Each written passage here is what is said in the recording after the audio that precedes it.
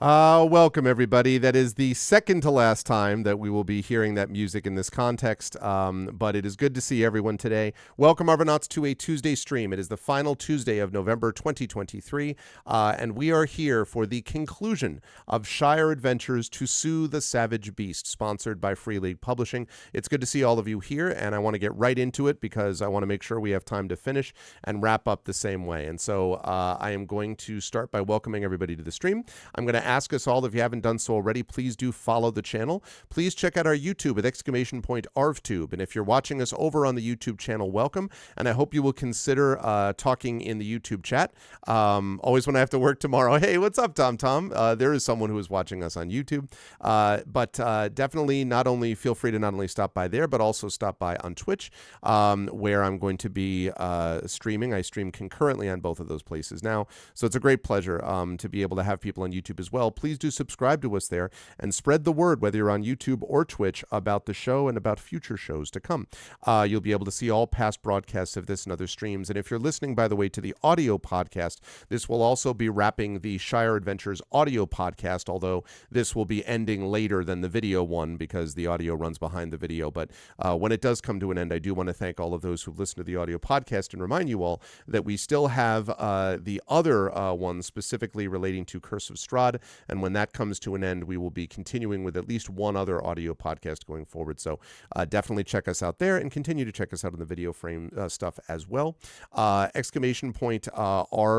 Cord is the Discord channel where you can hang out with the Arvanauts in between streams. And for social media, !Arv Tweets and !Arv Sky. Website arvanelleron.com. Financially, !Arv Treon is the Patreon, which makes it possible for me to be able to commission overlays and things like that, although this time that cost was shouldered by Free League Publishing, for which I am most grateful. But generally, I'm the one responsible for paying for it, which I do off the Discord support. So please do consider supporting us that way because it really does make a difference by supporting the Patreon, !Arv Treon. You can also get inspirations to help our players as well. And hello, Tom on Twitch now. So there's that. Arv Shop is the merchandise area where you can get stuff including Shire Adventures material. Even though Shire Adventures is coming to a close, you can continue to remember and keep the home fires burning for the stuff that we did over the course of these last 6.5 years, if you combine it with Adventures in Middle-earth. So make sure you support us that way. And also, if you haven't done so, please consider subbing to the channel, which gets you those custom sub badges and emotes to use here, there, and everywhere across Twitch, and allows you to get those inspirations to help the players as well. That financial support is both necessary and really very much appreciated. So thank you. Let's see, Icarus from my graphic novel from Athos Arts.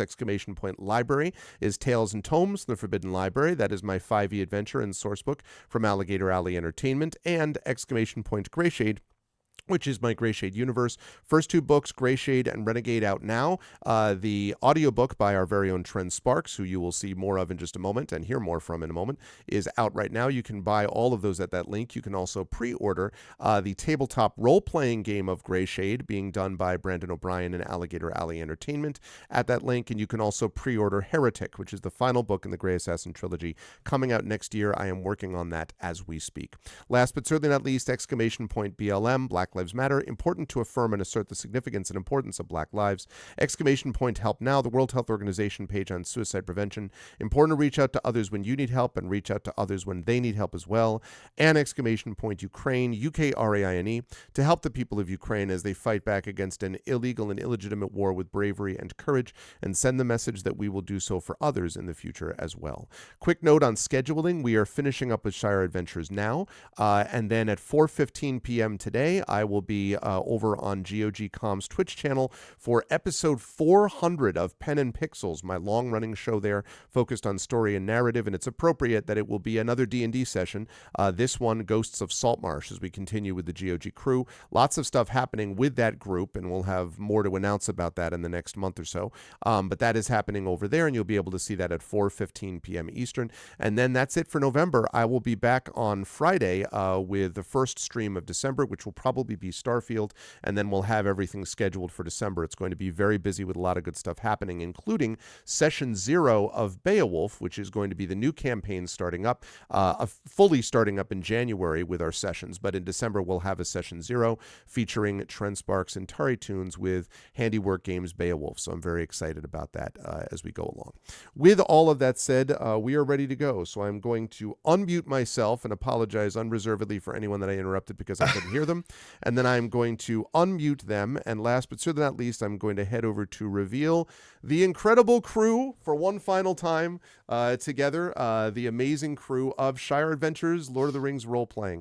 It is great to see everybody. Everyone is ready to go. I was talking to Tren.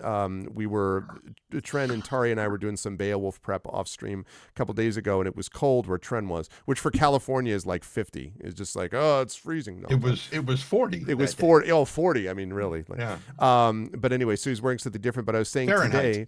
Fahrenheit. Yeah, no, yes. I got it. I got it. Just like, how much is that? 40 Celsius, like whatever. But also, Trent at the time was wearing something different. Today, I felt like his outfit was very like Masterpiece Theater, which I thought was very appropriate. I was wearing this thing. Yeah. Like so, it was very good. But we're here with the crew, and I'm going to let them introduce themselves so we can get rolling on our final session. A bittersweet one, like Tolkien's work itself. Although, as we said prior to the stream, no one's going anywhere as far as like, in existence yet. We are all still friends and will remain so. But this is the end of Shire Adventures. So I will begin with Amal, who is at the top left corner. It is good to see you, Amal. Welcome. How you doing? How you feeling about things here with the conclusion of stuff? And who are you playing today?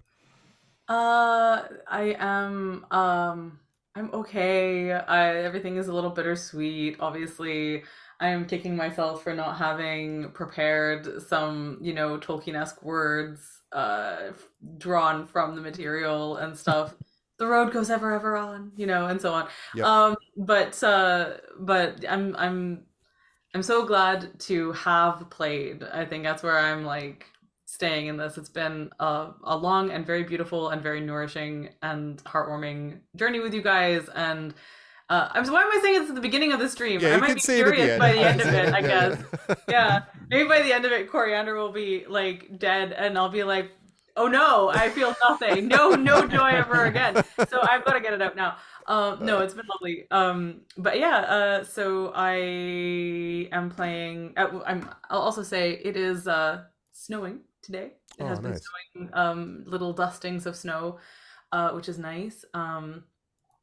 Things are okay. It's we're in that strange time where like American Thanksgiving, which we don't celebrate in Canada, but that nevertheless affects all of our business communications, has concluded. And so people are doing that thing where they are like back in the office, but saying, can we push this to like after Christmas, which has always baffled me because that's how publishing works. Anyway, it's cool, but it's very fun and interesting and nice, and I'm really feeling the descent into the darkness. I got a what are they called? Light therapy lamp, which I tried today for the first time. And it is shocking how noticeable and immediate the effect was. It's very weird. So I don't know. I feel slightly more on an even keel today than I have been for some time. And I am playing Coriander Took, who is a treasure hunter by class title, but really is young hobbit, really interested in putting things where they belong. Yeah, exactly. With you as the conveyor from one place to another of those things. Exactly. Yes. Well, it is a pleasure as always, Mel, to have you here. It is also a pleasure to have, of course, Brad Bollier here. As Brad has returned, I was saying to Brad that his Dragons of Freeland Holt, which I'm reading right now, is the inaugural book on my Kindle Scribe. It's basically the second time in my life I've ever had an e-reader. So it's there and being used, and I'm enjoying the book a great deal, as all of you will enjoy when you have a chance to get it. But Brad, how are you feeling about conclusion of things, and who are you playing today? I will start by just showing I have the actual physical books. Actual Yay! physical book. It's been forever, and it's nice to get these like dust jacketed version stuff. They look really nice. Um, and I've been working with a couple of I'm lucky enough to have a couple of book clubs pick up the book, one in the US. Nice. And I'll use this to introduce my new YouTube channel. So the book club in the US that picked it up, it's called Caffeine and Legends. And not a lot of people know this about me, but I'm a huge coffee nerd. I got into it um, before the pandemic, but maybe a bit more, and got into I James know this Tolkien. about you. This is delightful to learn. Sorry, go on. Yeah, it's I really dig like watching videos on like different recipes and like learning about coffee and even like the trade of it and stuff like that and different ways to roast and on and on and on. So because Caffeine and Legends picked it up and because I'm working on this new YouTube channel, I filmed as my kind of like first bigger video, like my recipe basically. So you can find it under, if you go on YouTube, you'll find it under me, Bradley P. Bollier, or A Novel Approach is the channel name. And so it's going to be a writing channel. So I'm going to be talking about writing technique, and I'll have beginner's guides initially. And then I'm going to kind of roll into some deeper dive edits where I work on like my stuff basically, but like pull lessons out of that editing process and share it with people. And hopefully that will help other writers as well. I have just subscribed you to this novel approach. Thank I you. didn't know that this. I knew you were thinking about a YouTube channel, but I didn't know Yeah. about the coffee part. That's cool. Yeah, so it's fun. I mean, it's if you've gotten into if you were outside of like video editing and audio, producing and all that stuff, and then you come into it, there is a million things to learn and a million ways to like screw up and just kind of get the wrong stuff or not do it professionally or whatever. So that learning curve is super steep, and I'm just kind of in the middle of that now, just kind of like learning how to make a studio, how to film properly, how to edit properly, and God, and it's never ending. Like you not only Sure do you have is. to do all that stuff, you have to like promote it, right? Yeah, and you have to do that online in different social networks and stuff. So it's a lot to bite off, but at the same time, I've been doing this kind of thing, like photography and video editing for years, just on a very like hobby like basis. And so it's fun to take it sort of to the next level. So that's a lot of what's going on with me, because the book is coming out in just a week and change at this point. So that's fun. So the book, the new channel, and then I am playing today Calleran Fallowhide, who is a messenger, budding musician, a cartographer, a guy who likes to get to the heart of matter, get things done. Doesn't like sidetracks. He wants to get to places and do things. Wants So to find he's the an path. interesting bookend to Amal's character. Yes. So yes. yeah, looking forward to seeing what we're up to and sadly bringing things to a close. Yes, we'll do. And as far a link to the new channel in the chat, I imagine that Brad can possibly do that, or someone.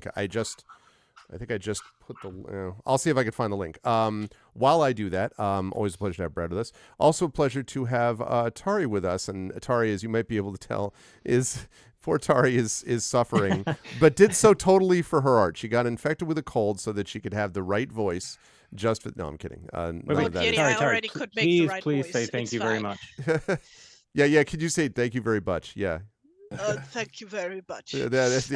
Too much N and K in there. Try again. Damn it! It's almost thag. Yes, Thank you exactly. very much. Thank you very much. There we go. Oh, hi. No, stand on a hi. barrel. How are you Sorry, feeling about? I How are you? all of my aunt impulses and sort of like hand you through the It's screen. fine. I'm just sniffly. Tari's just emotional about this adventure ending. Says Oh Nora. yeah, I'm just Yeah. constantly crying. Been crying for days weeks. leading up to this. No, it's. I live probably, presumably. So I just have a cold, so I'm not gonna be super talkative. I'll try, but also I don't want to just blow my nose into the microphone the entire time. So try to mute myself as much as possible. But besides that, it's like difficult to like show actual emotion right now because my entire face is like kind of numb, sort of. Oh. Because like inflamed sinuses and all that fun stuff. I'm also very sad to see this end. Since Trent and I are like have been like with this group like the longest now. Yes. So it's Yeah, just like new always people.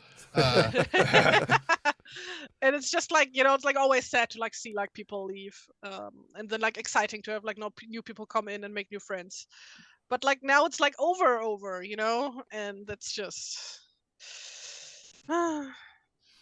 Yes, sad. but we So will have sad. you and Trent both back for Beowulf, Yes, remember? So yes, there is that. which I am very excited about. But still, I would have like really liked to have gotten to know this like current character lineup better. Mm-hmm. But some things are not meant to be. Oh well. So for the meantime, for the last time today, I'll be Granny Lavender, Hope Singer, who is an herbalist and an apothecary, and should be sick more often. When did we start Shire Adventures, by the way? When was our first? I need to take a look at that. Adventures of Middle-earth, overall, if you combine them together, we've been Well, to me, playing they for are one 6.5 years of Middle-earth, followed by Shire Adventures. Just Shire Adventures by itself, I'll find out while Terry's finishing up. Oh wait, I have the date written down in my notebook. Oh, do you? I know that I joined in September or October of 2017, and you guys had been playing for a few months before that. Yep. And our first session was on January 31st this year. No. So we've played for a little less than a year. No. Slightly less than a year. Really? Yeah. For Shire Adventures. Oh, yes. just for Shire Shire Adventures. Adventures. Yeah. Okay. I was like, wait, Wait. what? I was like, yeah. No, that's what I'm saying. Yeah, for Shire Okay. Adventures, like we started at the end of January this year. So This is a basically, different notebook. I didn't have a notebook for Adventures in Middle Earth I because gotcha. back when we started, I didn't like do the whole notebook keeping thing. So I have just like millions of sheets of loose paper with like random notes all over it. Granny is like her character class is a scholar. Mm-hmm. So she's like a healer type. She's also Coriander's grandma. And mainly on this adventure to make sure that Coriander doesn't get into too much trouble. Yes, that seems completely like although I was laughing and doing the recap for this as I was prepping for this, that there was also an hour-long pipe smoking session with Granny and Cal. Yes. Both to like gather information about stuff, and it was very funny. They were just like, all right, all of you stay in one place. I'm just going to smoke for an hour while Granny was doing this. So well, it's like more like meditating, basically. Oh, for sure. No, I get it. I am very pleased to have Tari as always with us. And you see Tari here for game book illustration streams too, of course. Also, one last note, the art that you've seen around you during Shire Adventures, of course, is all Tari's handiwork and did an amazing job with that, including the character work. And you'll be seeing more of that handiwork for the Handiwork Games, see what I did there? Beowulf Adventures, which is Beowulf, which is happening. Age of Heroes is the official name of that game, and that's starting next month with Session 0, and really getting underway Session 1 in January, and that is going to feature again character art and overlay work from Tari. So thank you, Tari. Always a pleasure to have you here. Last but certainly not least, Tren Sparks, who is with us. Of course, Tren, well known to this channel for multiple reasons, and has been here from the very beginning. And I remember of Middle Earth as well. And I remember sort of the first, walking into the forest, Tren, and with. And just like the first experience of you as a Bjorning kind of getting to sort of explore Middle Earth for the first time. And here we are coming to the conclusion of our travels together in that world. Any thoughts about that, and and who are you playing today? Nope. No thoughts. Head's empty. Okay, just want to make sure. Pretty much, yeah. But the only thought that's really stuck in my head, because you're getting into see, getting into kind of titch mode. So everything is chicken, roast chicken. You have roast chicken. Where's the chicken? Sort of thing, and trying to figure out at what point he is going to get a knock on the head that's going to change his accent, so that he sounds like he does in the movie. I see. So yeah, I'm sure it'll happen. Well, Master Hobbit, I meant no offense. You know, like Hobbit. There's no Hobbit, I meant no offense. Hobbit. Yeah. What's more out of the Shire by your talk? Anyway, that's what he's going to sound like eventually, someday. But right now, he is simply Titch Applebow, who is a gate guard, captain, lieutenant, admiral, manticore. No, Admiral. Not manticore. What's the word I'm looking for? Commodore. Practically the same thing. I didn't know he was a manticore. This is being a manticore. Yeah. He uses his wings as a cloak, so you can't see him, and he tucks the tail in around his leg. So that's why one leg looks so much bigger than the other one. And just don't let him kick you with that, because the stingers. Anyway, so he's a man of Bree, and he's only slightly taller than the four hobbits. Three. Four, because Bilbo's there. Yeah. Yeah. But yeah, he loves roast chicken. Loves it. Absolutely loves it. Which is, better than rabbit. I mean, rabbit tastes good and everything, but they have no fat. So the power of roast chicken compels you. Something I didn't know was going to be a part of Titch's character, but it really developed I didn't either. over time. That's I know. That's one of the great things about you find it through play. Roast chicken. Communal storytelling, right? It's like, oh my god, this is so cool.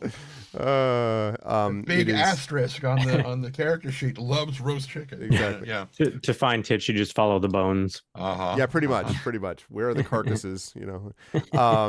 But and you shall know him by his trail of chicken bones. Yep. Is he some kind of sorcerer? Is he like casting runes? No, he just likes roasted chicken. It is a great pleasure to have this crew one more time together. And with no further ado, let us get into it. I'm going to move us over to the map as we talk a little bit what happened in our last session. And I think our last session, which was around Halloween time, was very appropriate for that time. Because what we discovered was that the hobbits have been asked to hunt down and deal with a particular creature, a dread creature, a kind of, for want of a better term, a sort of burnt beast, this wolf-like creature with blackened fur. Is it roast chicken? No. Not roast chicken. Definitely not. Definitely not. Not even a roast wolf. But a blackened creature that is fell in nature. It's one thing to have a wolf that you have to deal with, or a beast or a creature. The hobbits have had to deal with that in the Shire before. Exactly. It was like that, but terrifying. Wow. So it's one thing to do that. It's another thing to do that while also being connected with this sort of the shadowy darkness that the creature's found. The creature has found, and I will pop that up. And let me expand that a little bit. It's too small. Far too small. What I meant to say was this. There we go. That's why it said. That's more like it. This terrifying burnt beast. The hobbits narrowly avoided actually being very badly harmed by this. And in fact, Bilbo himself was actually bit by this thing. And the impression that the hobbits had when they made their way ultimately to Buckland and went to Brandy Hall was they were not the only ones who had been facing this. In fact, this person right here, Gorbadoc Brandybuck, told them that this creature, this burnt beast, had made off with livestock and had threatened some of his own people, especially in more of the kind of outlying farms. And after the crew agreed that they would go and try to deal with this situation, at least try to track down some of the lost livestock and the lost creatures, the brother of Rory and Primula, Saradus Brandybuck, woke them to tell them that Rollo Boffin had run all the way from Crick Hollow all the way to Brandy Hall, and that the thing had been snarling at his very window. And when the party spoke to Rollo, what he explained was that he had seen this beast with fur burnt black and these blazing red fiery eyes stalking back and forth near the edge of the property. That's exactly what the party themselves had found with this creature, so it all sort of linked up. And so they agreed to go and try to investigate further. And they arrived at Crick Hollow after a brief early morning walk from Brandy Hall, but found no damage to the house itself. What they did find, however, was signs of disturbance all around the property. Trampled flower beds and bark ripped from trees as if by animal claws, the carcasses of a few dead rabbits, so we know that it wasn't Titch doing this because it was rabbits. Right. You know, and most disturbing of all, that's the actual secret twist, is that Titch is the burnt beast, and he's like, I wasn't going to say anything. I would have but gotten thanks away with it if it wasn't for you. Yeah. for mask off and a Titch over there. Exactly. No, I'm sort of retroactively mad that's not the thing. Yeah. I think that yeah. what an amazing circle closing for Trent specifically, to go from like dude who had bear shape to dude looking for a ghost bear to Why dude you who do actually wanted a has spirit teeth. beast. Yeah. Yeah, that's funny. And then most disturbing of all, there were great gouges, because what you discovered is there was actually damage at the rear door of Rollo's house, these sort of great gouges there. And they had just seen that there was this creature, this sort of lying, this creature that was lying there in the sort of in the halfway in the path with its legs stretched out and on a natural angle, and it was indeed the cow, the sort of beloved cow of Rollo, that has also been killed, and that was basically where we ended our session. The last note that I wanted to make was that the party had also realized right at the end of our session that there was a small trail leading toward the eastern end of the property that appeared to dip and run to the very high hay itself, and that the tracks that they saw leading up to the house with the gouges was coming down that pathway, so from the old forest down the pathway towards the farmhouse, basically. And so the party had seen that, plus this dead cow, and that was where they were. And so now I'm going to hand things back over to the party and ask them, standing in front of this locked door, looking down this path, what they would like to do. Sorry, where's the locked door? The locked door is to the house? The rear of Rollo's house, yeah. Okay. And the path leads from that rear door all the way to the old forest. Wait, so this is the day after we stayed the night at That's right. Rose Yep. place. Okay. Yep. And how far away is the dead cow? It's probably about maybe 100, 150 feet. It's not in the barn. And you may remember that Rollo was like frantic because he realized that he hadn't maybe let out the animals in time, or, that he hadn't stayed so they were kind of left to fend for themselves. But it's not in the barn. And if you go over and look, Cal, you can see that it's actually, I don't want to get too graphic about this, but it's the bottom half of the cow. So the other part is kind of strewn about, It's again, just the legs. well, I'm just like thinking of the point of it's view of sort like of the dog torn. and the trousers. How would a dog yeah, wear yeah, yeah. Right. Yeah. Yeah, exactly. No, it's like this torn carcass that all extends back to the barn. Actually, that was a question I had without wanting to get too graphic. Does it... Oh no, I have to sneeze. I'm sorry. Oh god. I'm sorry. I'm staring into the light. I was gonna say, stare into the light. That's yeah. It's not coming. This is torment. Anyway, it's horrible. This is the worst thing that's ever happened to me. Anyway, yeah. It's the curse of the beast. Oh, no, it was the question was, does it, I mean, so obviously the cow is very mangled. Does it look like any of the cow was eaten, or that it's just been sort of gleefully torn apart, weasel in a henhouse sort of way? I would like you to make for me, please. I believe we Actually, have... now that I've asked that question, I'm like, would Coriander actually look at it more closely? I don't think That's a she good would. question. Okay. Yeah, I She am does asking... strike me as the kind of person who would collect small animal bones and shit and be like, ooh, an animal corpse, and like poke it with a stick. She's I been think very she- kind to animals to this point, though. Yeah, but Yeah, no, she's she also would not- Living ones. Yeah. I think if she found like an owl pellet, or if she found desiccated bones in the woods, those would be interesting. But evidence of like a brutally destroyed animal, she is not into seeing. I don't think she would want to go look at it. But I offer this question to the chat as something that I personally was curious about, to the group. If anyone else wants to investigate, go ahead. Granny can do that. Like she wouldn't have any. I was going to say she'll look at it and be like, "There's 17% of the animal's mass missing." Yeah. I think Coriander would be like, look towards where the evidence of the cow is, and then just like hide her face in Granny's shoulder, and just not want to get closer to it. Granny, make a nature check for me then, please. Yeah, like Granny would be gently like patting Coriander on the head, and then while leaning slipping forward away to peer. Investigate the thing up close.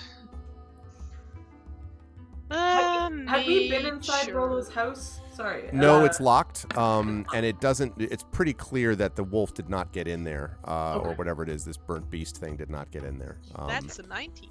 Okay, yeah. So it looks to you there may have been a piece or two that might have been eaten, but it looks to you mostly like it was just torn up for the sake of it. Okay. Which I assume is odd for like extremely an animal odd. hunting for food. That was true of that first attack too, wasn't it? Yep, sure was. Yeah. Oh God. Trendane would probably know that, like, because you used to work with animals. Is there like any way to like identify from like wounds on a prey creature if the creature killing it had rabies, or can you only tell that by looking at the animal that killed it? Mostly the animal that killed it.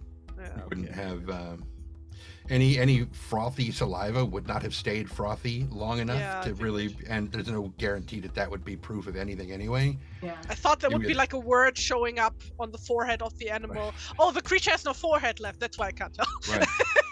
Exactly. The burnt beast carefully took away the forehead that said rabies on it. It's just like, I've got to cover the evidence. Tell how long this thing has been torn up. That dead. you could easily tell. Yes, and I would say you can do that because of the nature check originally. My guess, your guess probably is maybe an hour. Okay, so Granny inspects this thing and then turns around to the guys like, yes, I'm pretty sure this thing is dead. Dun dun. What? But like with a completely deadpan expression. Is there a tree or like maybe the house, like a high thing that Coriander could climb to try and like see, like just look or see at a distance and stuff? The tallest thing here is in itself the high hay, which is sort of the area that sort of extends around Crick Hollow. It's not right next to Crick Hollow, but close by. That's high enough that you can actually climb up basically on it and look down. The only other option would be to climb on the roof of Rollo's house, but Rollo's house is not even as big as that. So it would be, if you may remember, I mentioned that it sort of is a little bit in a depression, like in a little bit of a valley almost. So it's not going to show you that much. Otherwise everything else is pretty close to the ground. Cool. I'm just looking at the... That sounds like a problem for when it rains. Yeah. Yep. It's not great. Or during an attack, Yeah.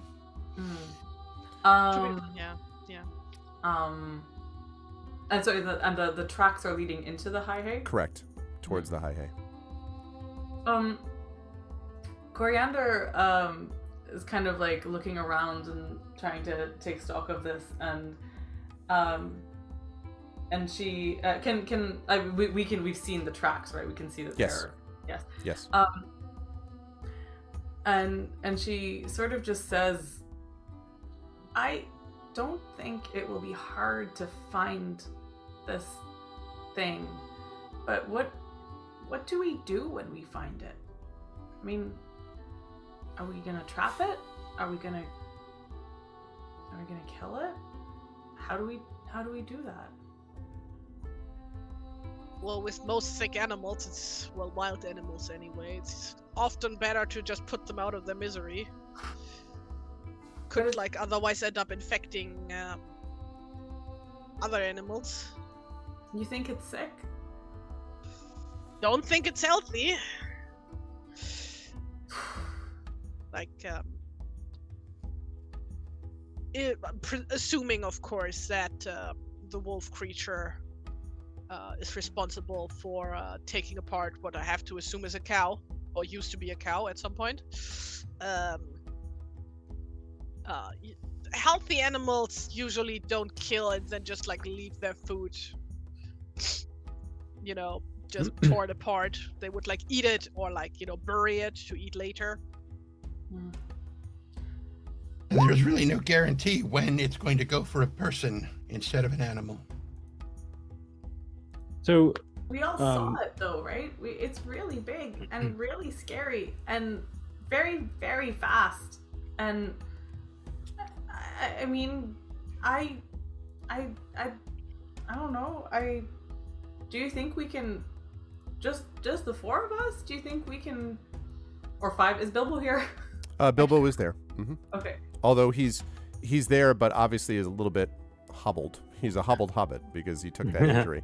But he insisted on coming with you. But he's, so at the moment, he's kind of like, he's sort of taking the lead from all of you a little bit. Oh.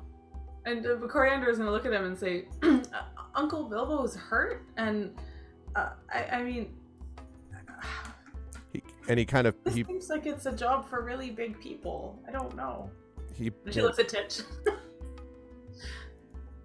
And he pats you, Bilbo, sort of, fondly, kind of, gives you a quick hug around the shoulders and says, it's all right, my dear. It's just a little bit of it's just a flesh wound, really. I've had worse, believe me. But you've had worse than wounds in your flesh? Yes, indeed. Where else do you have wounds? And for a moment he says, well, not all of them are physical, child. I'd like you to make an insight check for me, Coriander. Ooh, interesting. God, all the icons in Roll20 are different. Yeah, I know. They're doing a whole big UI thing, so it's like... Okay. What? Yeah.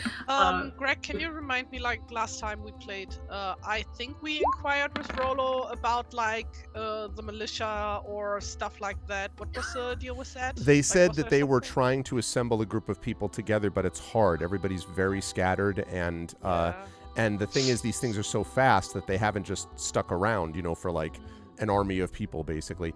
Coriander, you no just, insight, head empty. Yeah, I mean, you see a kind of, but it does feel to you even then that there's a little bit of a sort of a dark shadow that passes over Bilbo's face momentarily and then is gone. You don't know what that's about though. But then it's replaced by his usual sort of cheery expression, and he says, "The truth is, we're going to have to do some of this on our own. It'd be one thing to expect the big people to help us. I know that if we could find some of the Dunedain around here, they might help, but they're occupied, ever more occupied with things beyond our borders, I think. We may have to solve this problem on our own." So Cal huddles up with everybody and using, like his folklore knowledge, he's trying to rack his brain and maybe get an edge of some kind if there's any stories of similar beasts and perhaps weaknesses or stories of how they were defeated or something like that. I'm wondering if we could pool our knowledge a little bit and maybe make a plan, because it feels pretty foolish to just go after this thing on our own with no preparation. Mm-hmm. Okay. So I have folklore. I don't know if anybody else does, or if so I'm basically kind of asking the group, can you think of anything that's like this fell beast in other lands or in the Shire, even in the distant past? I believe, I do believe that in our last session, that Granny had asked something like this about creatures that she might have known of, and I mentioned, bless you, there it is. Yay, it worked. Much better. Gesundheit. But she had asked about whether there were previous sort of examples of this in history, and what I had mentioned at the time was that she remembered that there were, wolves and so on that had then that sort of crossed over when the Brandywine froze over and things like that. And there have been sort of legends of several of them. One large wolf that had to be defeated, which is still kind of half legendary around here. Obviously, Bilbo's own experience of dealing with trolls is quite a legend, in the Shire and stuff. So there have been things like this. In terms of like stories and fables. You do not remember having heard of a creature exactly like the one that you've seen, nor do you remember in your memory how something like that might have been dealt with. It's a little bit beyond the experience of what the Shire would know. Okay. And so, as far as the sort of folklore is concerned, I don't know that there's anything formal about that I would recommend. What you could all sort of do together is come up with sort of a plan of how to handle things, in terms of tracking this thing down. That's what I would say. Because you already did the pipe smoking thing, I think, recently, if I'm not mistaken. Yeah, Granny while actually. Let me just. Yeah, Granny did, While... and Cal, who was practicing, I believe was the term. Yeah. While Granny is like standing over this cow corpse and like having her eyes wander around, she would like go. I mean, we could try and set a trap for this thing. Traps. I can do traps. I like traps. I like traps. This is like more than putting a bucket on top of a door, dearie. This is that more. That wasn't a trap. That was a prank. Yeah. That was very different.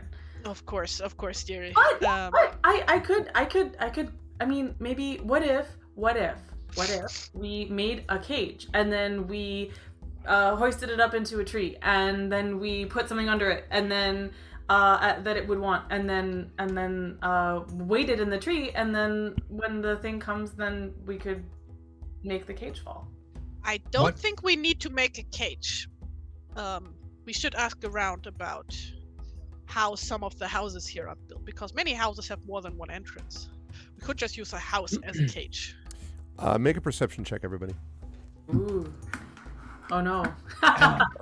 And what would it want? Perception. Wow. More meat. Ooh. Granny sees all. Cal's intent on the the corpse. Coriander sees some. Thinking of a trap. Some. I would say Coriander and Titch both hear something odd from the direction of the old forest, but Granny, you absolutely hear what is the sound of the best way I would describe it is the sound of a neighing sound or whinnying, except that you've been around long enough to know that this is the sound of a creature in pain. It is not neighing, just sort of like a. It's like almost a painful cry, which definitely comes, you think, from a horse, but it's not natural. At least that is to say, it's not health. It's not like I'm feeling good. Yeah. How far away do I assume is this? Definitely roughly? From the old forest. Has to be close enough that you could hear it because it's not super loud. But it's directly in the direction, like through the path with the high hay and all that. It's coming from there. And it does occur to you that you were told by Rollo that he was worried about his cow and his horse. You've seen what happened to the cow. Mm-hmm. Yeah. Granny looks up, eyes wide, and goes, "I think I know where the thing is. Listen." And she tells everybody to listen really closely. Yeah, and this time you hear it, all of you, once you've been sort of focused on it, can hear it again, this horrible, strained, neighing sound. Oh no, it means it's still, And Coriander's just gonna dart towards the sound. Can Granny try and stop her? Yes, Granny can try to make a dexterity check, which is opposed with Coriander. Do I get a bonus because I'm her grandma? No. My grandma powers. I'd be happy for you to have a bonus to that, or advantage, frankly. I don't know. Coriander's dexterity is pretty high. I was going to say, I don't know. Granny's dex is also pretty high. Well, yeah, but, Fair. It's not disadvantage. How about that? Should we do that? Should we do it? Do you want to do it? Oh, wow, this is bad. Okay. Here we go. Just a It's straight thing. now like the entire day, like my nose was barely running, and now that we started the game, it's like just all coming out. It's So, yeah. horrible. Coriander's gone. Coriander's like Granny like swipes at air, basically. Like, Yeah. She's like cartoon puff of cloud Yeah, where exactly. Pew. Coriander was. what are the three like- of you doing as Coriander is running towards the high hay? Titch Yeah, is but already on not. the move. Okay. Yeah, Like, heading out. Granny like Alive! says her full name with like all the 5 middle names that Right. that she has. Coriander. Oh, God, Make I here, figured right out this the middle instant. I forgot. I totally picked a middle name for her that I said on chat at some point, and I've You forgotten. did. I don't have it listed here either. Didn't put If it in only my we character. kept character notebooks, we could just. Yeah. Oh! So as Coriander is booking down now, just as a reminder, so the Sweetgrass. the It's sun- sweetgrass. I actually have it written down. Coriander Oh, Sweetgrass Coriander is the middle. Sweetgrass took. That's right. I love that. Oh my That's god. right, okay. Hooray. So- I chose well. Thank you, Tari. So, Coriander books it that way, followed closely by Titch and Cal, and then Granny yelling the full name of Coriander as she goes. And you book down that path, which sort of dips and runs. It's not super far before you actually get to this area, and there's a long shadow that is cast by the rising sun. This is morning that you've gone here against this high hay, which is sort of this basically high hedge almost that kind of lines the property. And Coriander. A hedge, you say? Yeah, Radagast is in there. Yeah, Oh exactly. no, I was thinking of Baldur's Gate. Yeah. Oh, And as you are running full speed, Coriander, I would like you to make a perception check for me, please. and what is no. Coriander's speed? She's pretty fast because she's. Let's see. Her 40? speed is 25 Oh, on okay. the. Well, Completely so wrong. that's the walking speed. Oh, right? okay, right. Yes, I wasn't Base wrong. speed is 25. Yeah, so- okay. Yeah, so- base speed is 25, but because she's got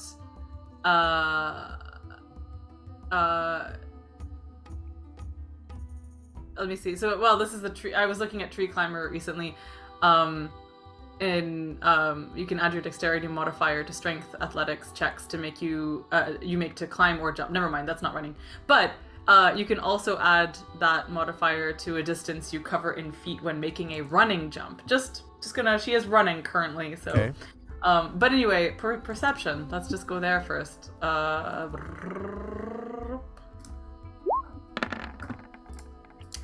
What do we got? Wow. She is Yep. focused on horse. Focused on horse. Which means the first person to see leaping from the shadows a large blackened beast is Titch. It leaps at Coriander. And let's see. Now, since Titch is faster than Coriander, and Didn't he have enough time to was- catch up, but I will tell you. But yeah, that is going to help, though. I'll explain that in a minute. Okay. So first of all, it's going to. Let's see. I've lost the stats. You get there, Titch, and you find the lower half of Oh Coriander. no!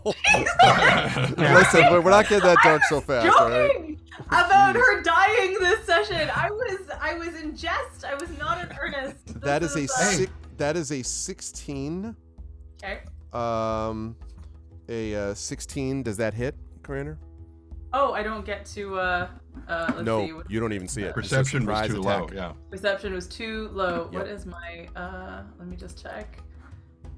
Oh, If just Coriander barely. dies, It does, just barely hits. Yeah. Okay. Does Granny just have like her shadow fall out instantly, like the thing where like she goes insane, Gollum style? Oh yeah. Ah! Okay. All right.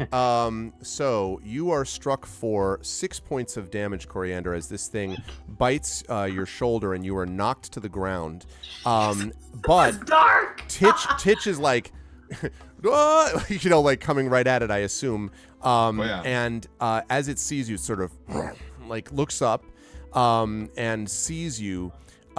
Titch, something odd you notice. I have to think whether I'm going to have you given it. You'll be able to attack it in a second. I want you to do an insight check. I'm going to ask you to do this at disadvantage though, because you were kind of occupied with save Coriander. So I can't do this Yeah. full out, but So that would be a 16. 16 either way. There's a 216s. moment. There's a moment, Titch, where the fiery red eyes seem to flicker slightly, like almost as if for a moment it just kind of, like you almost think you see a moment of just brown instead of the fiery red. And then as it sees you, and it turns, now you will get a chance to get an attack off on it if you are like, you're not going to be able to get to it in melee, but you could like spear, like you could try to chuck a spear at it if you wish, but it looks like it's about to lope away because as it sees you running at it. Well, clearly this means that the taste of hobbit blood cures whatever, is Yeah, it's clearly all better now. No. Right. that is not the case. So if just a taste restores it for a minute, then obviously I just need to let it eat coriander and it'll be fine. Sure, it's a hobbit vampire wolf, You sacrifice a hobbit to save the Shire. I think it's just fine. a little bit of coriander in its diet and it'll be fine. The Shire was saved, but not for me. Why was I named after food? I don't know. Just imagining the beast has like that super tasting thing where it like bites coriander and goes blah soap. Uh-huh. Yeah. It's like, Is that what it would be? Listen, coriander. Your coriander took. It's decided that it took coriander. I think that's oh it's my decided. god. She tastes like soap. Oh Yeah. gosh. Mhm. Oh man. Okay. Hey, Can downhill I dad. actually can I mean obviously I'm like under this creature and being chomped. Can I in this moment make any kind of perception check about it being this close up to it? Let me maybe, but we have to see what Titch does first. Okay, sure. So maybe we'll see about that. So go ahead, Titch. What are you doing? I guess I should say. Basically, he was not sure he was going to get there in time to stop this. So Not to melee it. You could throw something at it, or Well, clearly you're you're use his short bow. okay. All right, you could do that. Yeah, then you just have to stop, obviously, because you're not going to Legolas running while Right. also aiming. I'm just going to be sliding down with the Yeah, sure. Right, I can see that totally being Titch. Okay, this is actually Legolas's origin story somehow. Okay, so you're gonna slide to a halt, and that means as you fire at it, the thing lopes away. Coriander, I'll give you a chance to do that perception thing in a minute as it runs. Actually, But I want to do something before it lopes away. you're not going to be able to stop it. Well, I don't want to stop it. I want to see if she can climb onto its back. No way. Well, You really? you have been knocked over by a huge wolf that outweighs you by at least 3 to 4 times, and you are lying on the. I mean, the fact that Coriander is not lost consciousness is a great compliment to Coriander's It's true. resilience. It's true. It's just that again, she is freakishly good at climbing, but also this is a giant creature, right? Like it's big to her. And she is under it, and it's got all this long fur. What I'm genuinely imagining is her like grabbing onto the fur and like being able to hoist herself onto it in some way. I tell you what, I'll give you a chance to do that at disadvantage. Okay. I'm convinced that maybe you will make an effort. I'm not convinced that you can do it, but I'll give you a try. Sure. But chat, if you want to inspire, you can I was counteract gonna that say. disadvantage. Yes, you could do that. Yeah. If you inspire Coriander here, you could counteract that disadvantage, so it would just be a normal straight roll at that point. And the things that are going on in my head here is that I do want to make that perception check in case it reveals something that would make her not want to do this or do something different, if Okay. that's okay. I think so. I think the okay. question would be if you have let's do this in order. Effect Life has inspired Coriander, so that's awesome. Coriander will have you do this, but I want to do this in order. I want to start with Titch's attack, then we'll decide about what you do or don't perceive, Yes, and then all that. exactly. Okay, so go ahead, Titch, make your attack first. That is a natural 1. So, but what you do seem to do at the very least is not scare it off exactly, as sort of, maybe it's decided the odds are against it. So as Actually, it turns, that's a natural 1 and a natural 20. So I know, yeah, yeah, exactly. The difference, but that's all right. Coriander has been inspired. Now, here's the question, Coriander. I'm assuming you don't want the inspiration of the perception. I'm assuming you want this on the actual attempt to grab, right? Correct. So, so go ahead and make the perception. That you can just do that's not disadvantage. You could just perceive. What are you trying to perceive specifically, by the way? if only that. Oh, Yeah, well, no. but I think Well, you'd still want to save I that know, for the. I know. He's trying, here's what I really want to try and paint a picture here of the window of Coriander's Sure. life. She has been she has been so focused on trying to help this horse because the cow is extremely upsettingly in two pieces, and she but there is an animal that is still alive and that she wants to try and get to, and then out of nowhere she's knocked over and like doesn't even have the time to be afraid. Right. She's just instantly knocked over, chomped, and she's just like staring at this like slavering maw and stuff.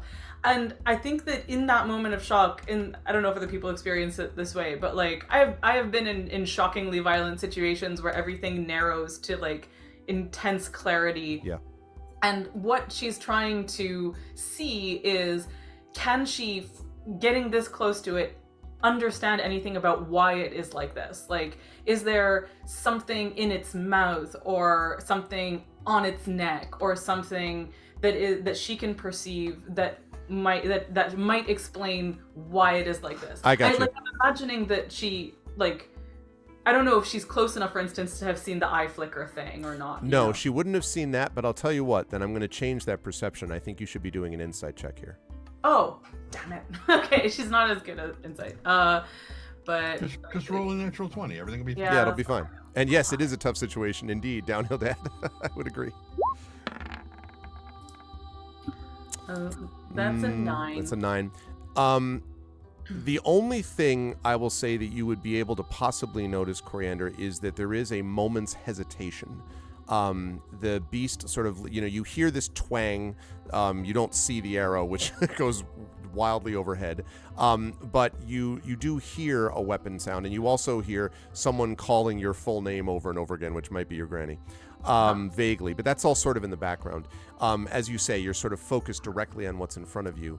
There is a moment's hesitation where the creature seems to pause. You don't know for what. It lifts its head clearly, and so you can't see what it's looking at. But then after the chomp. Right, after the chomp, that's right. Yeah. And then turns around. Now, what I will say is, because of that pause, that's what allows you now to take the chance to actually grab it narratively. So now you can grab onto the underside of it, and it is big enough that it could hold you. Okay. So go ahead and make the check. Attempt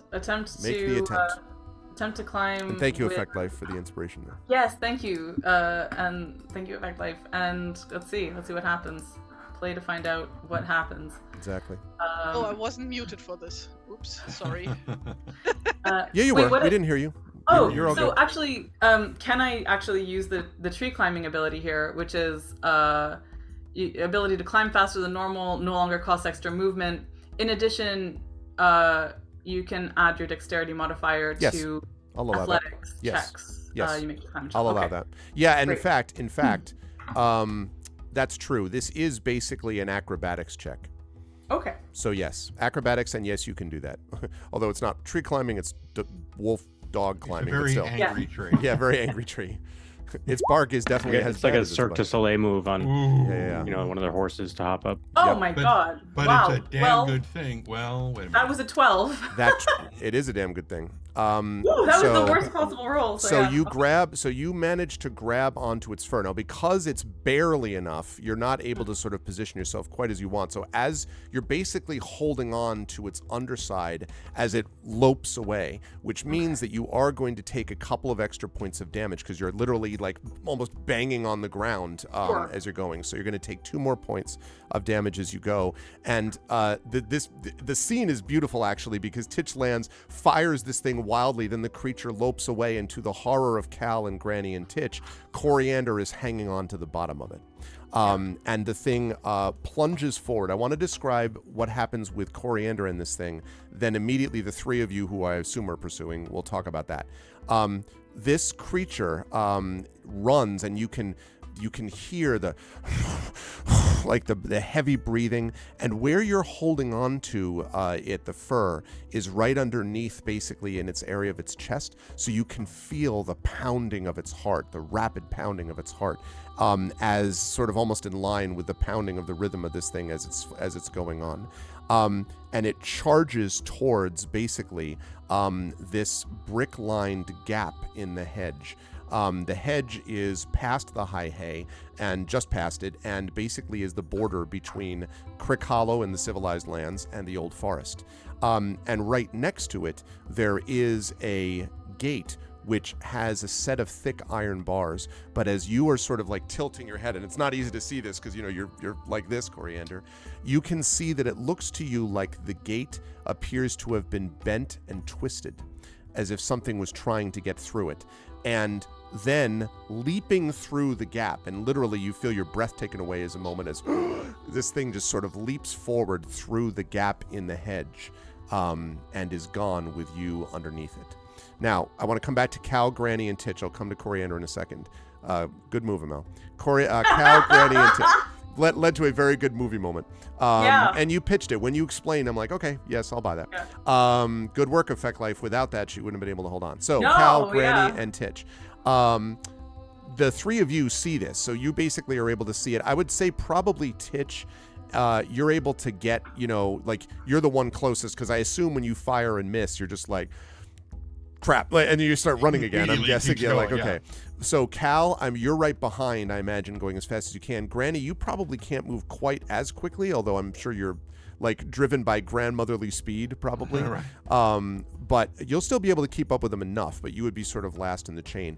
Titch, when you come to the hedge, do you want to take a moment to like stop and look at it? Because you saw it plunge through the gap. You could take a minute, not long. You could take a few seconds to look at the gate if you wish, or you could just like, I'm going through the hedge no matter what, and I'm, you know, it's up to you. Like, what I'm saying is you could take a few seconds to stop and look at the gate, or you could just like charge forward. And I don't know what Titch would do in that situation. Well, it depends on if it's an artistic gate or if it's merely functional. What kind of a lovely gate is it? Yes. Exactly. If it's an artistic sort of expression of wrought iron, then yes, I would absolutely stop it. I mean, jokes aside, you are a connoisseur, though, of locks, gates, doors, and bars, since you spent a lot of your time guarding them. And you know, at the very least, without even having to do a check, that it's twisted in the way I described it, Coriander. That's good enough. Coriander is in deep wolf poop if he doesn't get to her. He's moving. Okay. So he's through that. You're through the hedge. Cal, what about you? When you come up basically 30 seconds behind Titch, I would say. That's a long time. You were booking it. He is curious about it. Maybe. Yeah, you're right. Let's say 15 seconds. Let's say 15.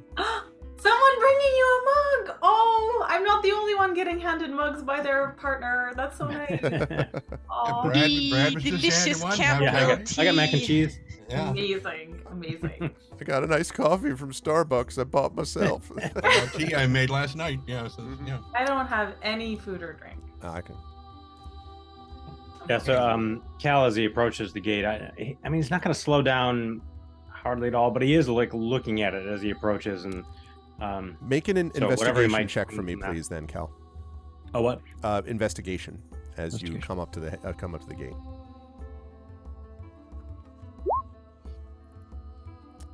Looking at it, 12. That's enough. As you sort of charge up to the gate, you can see that, again, twisted and bent, but also there are a few tufts of blackened fur caught in a hinge of the gate. Okay. And the hole by it. And is that the hinge? Is that where something would have broken through them? You know. So it didn't break through the gate. It managed to clearly break through the hole next to it in this very thick hedge. But the gate itself, it looks like something threw itself up against the gate repeatedly before going through the hole. Yeah. Okay. Baldur's Gate. This is the gate leading to the old forest, Tom, in this situation. So, Tom's like, Coriander, are you as heavy as a cow? I'm not sure you can slow it down too much. Like, not so much. So that's what you see. Coriander is as heavy as a small potted plant. Yeah, pretty much. Which wolves are not known for carrying one. That's true. My weakness, the potted plant. Okay, so Cal, that's what you see. But again, assuming you don't want to take longer than that, then you would also plunge through the hole in the hedge to sort of see that. I do. Granny, you show up about 15 seconds after that. What about you? And you've seen him plunge through the hole in the same way. Yeah, Granny looks around frantically and keeps shouting for Coriander. Coriander, where are you? And then jumps through. like at the top of her lungs. Yeah, I love that because it kind of full echoes. on panic mode. Yep. It echoes through there, which gives me a chance to describe to you lovely folks who love Tolkien as much as I, the Old Forest. There are countless tales told of this place from Buckland to the White Downs about the strange affairs of this untamed wild. To your surprise, the forest itself, I guess to the surprise especially of Cal and Granny and Titch, the forest itself does not immediately leap out and attack you as you step past the hole in the hedge and the gate and head fully into the woods. Instead, as you run, there is a thin collection of trees, bent and gnarled, surrounding you, just out of reach, their full branches not quite touching you. There's a wide path, barely visible from the gate, which runs east and slightly to the north, over a low rise where you see a break in the trees. And as you run along through these moss-covered trees growing in countless shapes and sizes, you come to a wide, bare space where no trees grow. Coriander, the creature, charges across this space with you on it, and as you go, you can see it forms a wide circle, and the sun sort of stabs down, unobscured temporarily by the thick canopy of sort of these reaching branches and wide leaves, as you kind of like almost have to shield your eyes a bit, like from the glare of the sun as you go underneath. Glare of the sun? Of the sun, exactly. See? You would have no idea what That's that's exactly what that feels. Beyond this, though, the old forest grows thick and free. Trees, gnarled and twisted with great roots sticking up from the ground and dipping back down again, grow freely, and there's little in the way of a path as the ground continues a slow ascent. And for Cal and Granny and Titch, as you run on after Coriander, you have this growing sense that in addition to trying to save Coriander, you are an unwanted visitor, and you are being watched. And this grows in your mind as you charge ahead. In this wild and twisted place, it is clear that this beast will have the advantage, and that your hunt for it will be difficult. Coriander, as you are charging along, I'm going to give Cal this opportunity here. You are going to have a hard time tracking the beast once it's in this thick wood, but because you were charging... I'm sorry, Titch first. I beg your pardon, it was Titch first. Each of you will have an opportunity to do this. Titch, I want you to make for me, please, an explore check. This is a wisdom-based check. And I'm going to give you the opportunity to do this at advantage, partly because you're larger than the Hobbit, and partly because you were closest and saw sort of the general direction it was going. By the time Cal gets there, Cal is basing it more on sound, and Granny is basing it on sound, which is somewhat obscured by Coriander, Sweetgrass, Columbine took, like shouting over the forest. And so, yeah. So, Titch, I'm going to give you a chance to do the explore check here, an exploration, so wisdom-based. Okay, let me try to make a case for getting quadruple advantage on this, because I still do not have a character sheet that has explore on it. Oh, no. So okay, we still don't have that sheet. Okay, so let's just have you make... Let me have you in that case make just a straight wisdom check, but you can add your proficiency to this. Let's do it that way. Okay. So it should be 2, I think, is your proficiency that you can get in addition to whatever wisdom bonus you have. Yeah, so if it's adding proficiency, then that's basically the equivalent of a saving throw. Okay, that sounds right.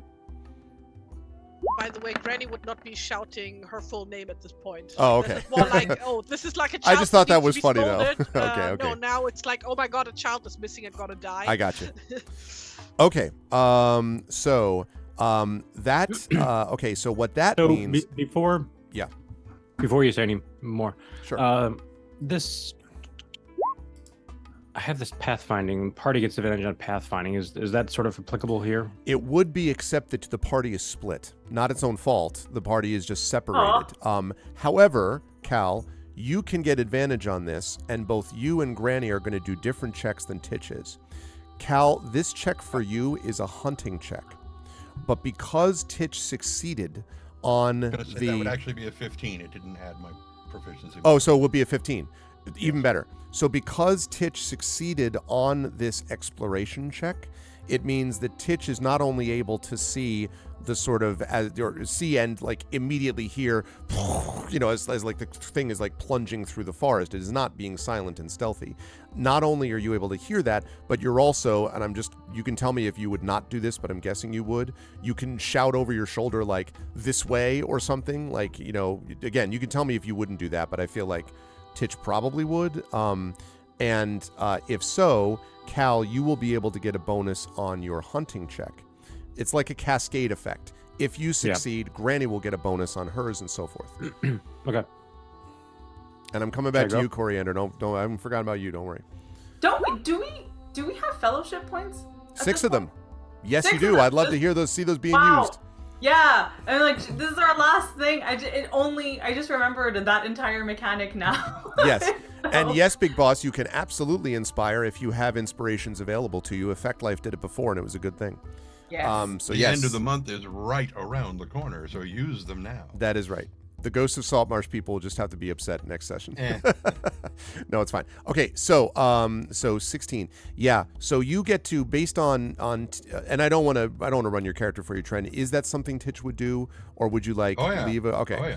So Cal, you hear that, and you can hear a little bit of the crashing sound ahead of you, which means you are basically able to, sort of spring forward and follow.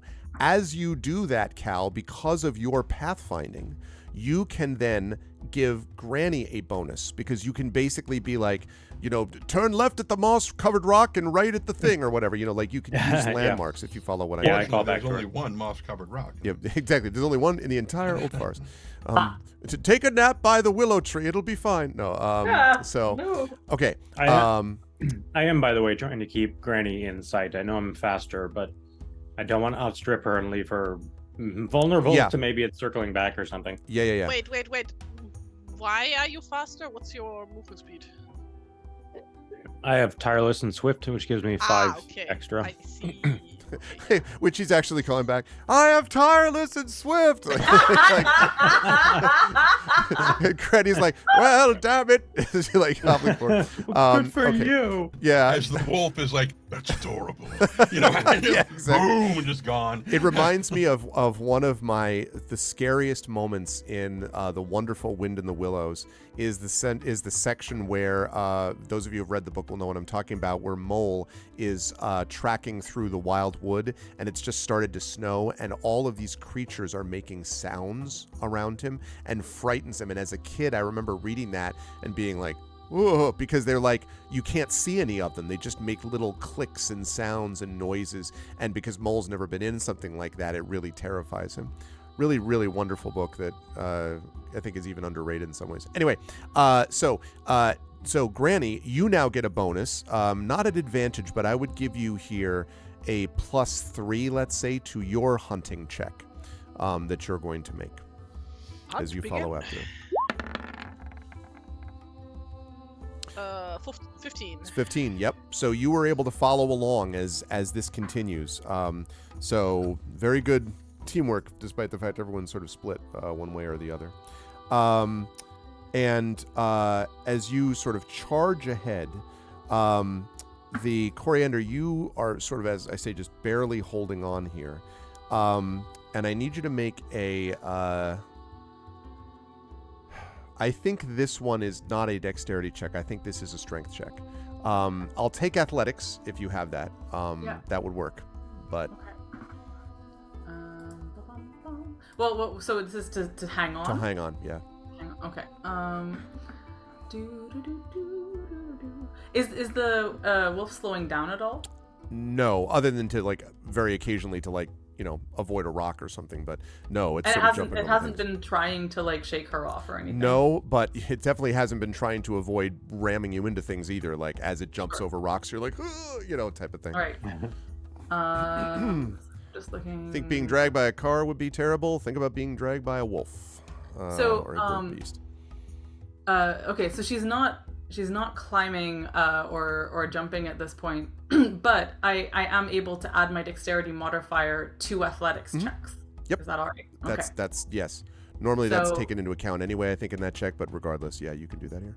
Okay, because my dexterity bonus is well, 5. But so here's the athletics roll. Okay. And then that's a +5, so 17. So 17, yeah. So you're able to hold on. You are going to take another point of damage as it, springs over rocks and between things. And after a few minutes of this, and it's really nightmarish, Coriander, the rushing grass and the roots of the trees, you also have this sense of dread which sort of creeps in, despite the fact that you're also obviously holding on to this sort of terrifying, beast, and you can hear the sort of the slavering sound of the growling and the heart beating rapidly. Quick question. Sure. I'm assuming no, but like, would Coriander ever have like been in the old forest, or are people like kind of warned away from being there? Yeah, I mentioned before that in our last session that their hobbits definitely go into the old forest on occasion to gather and forage, but they always do it in groups. They don't go by themselves usually, and you don't know what like the men like the Dunedain or people like that would do, but like hobbits do it sometimes. But you have heard many strange tales of this place. And in fact, I will have you make an old lore check for me. If you're not proficient in that, it's just intelligence, basically. Let's see, that's one of those additional ones. Yeah, here we go.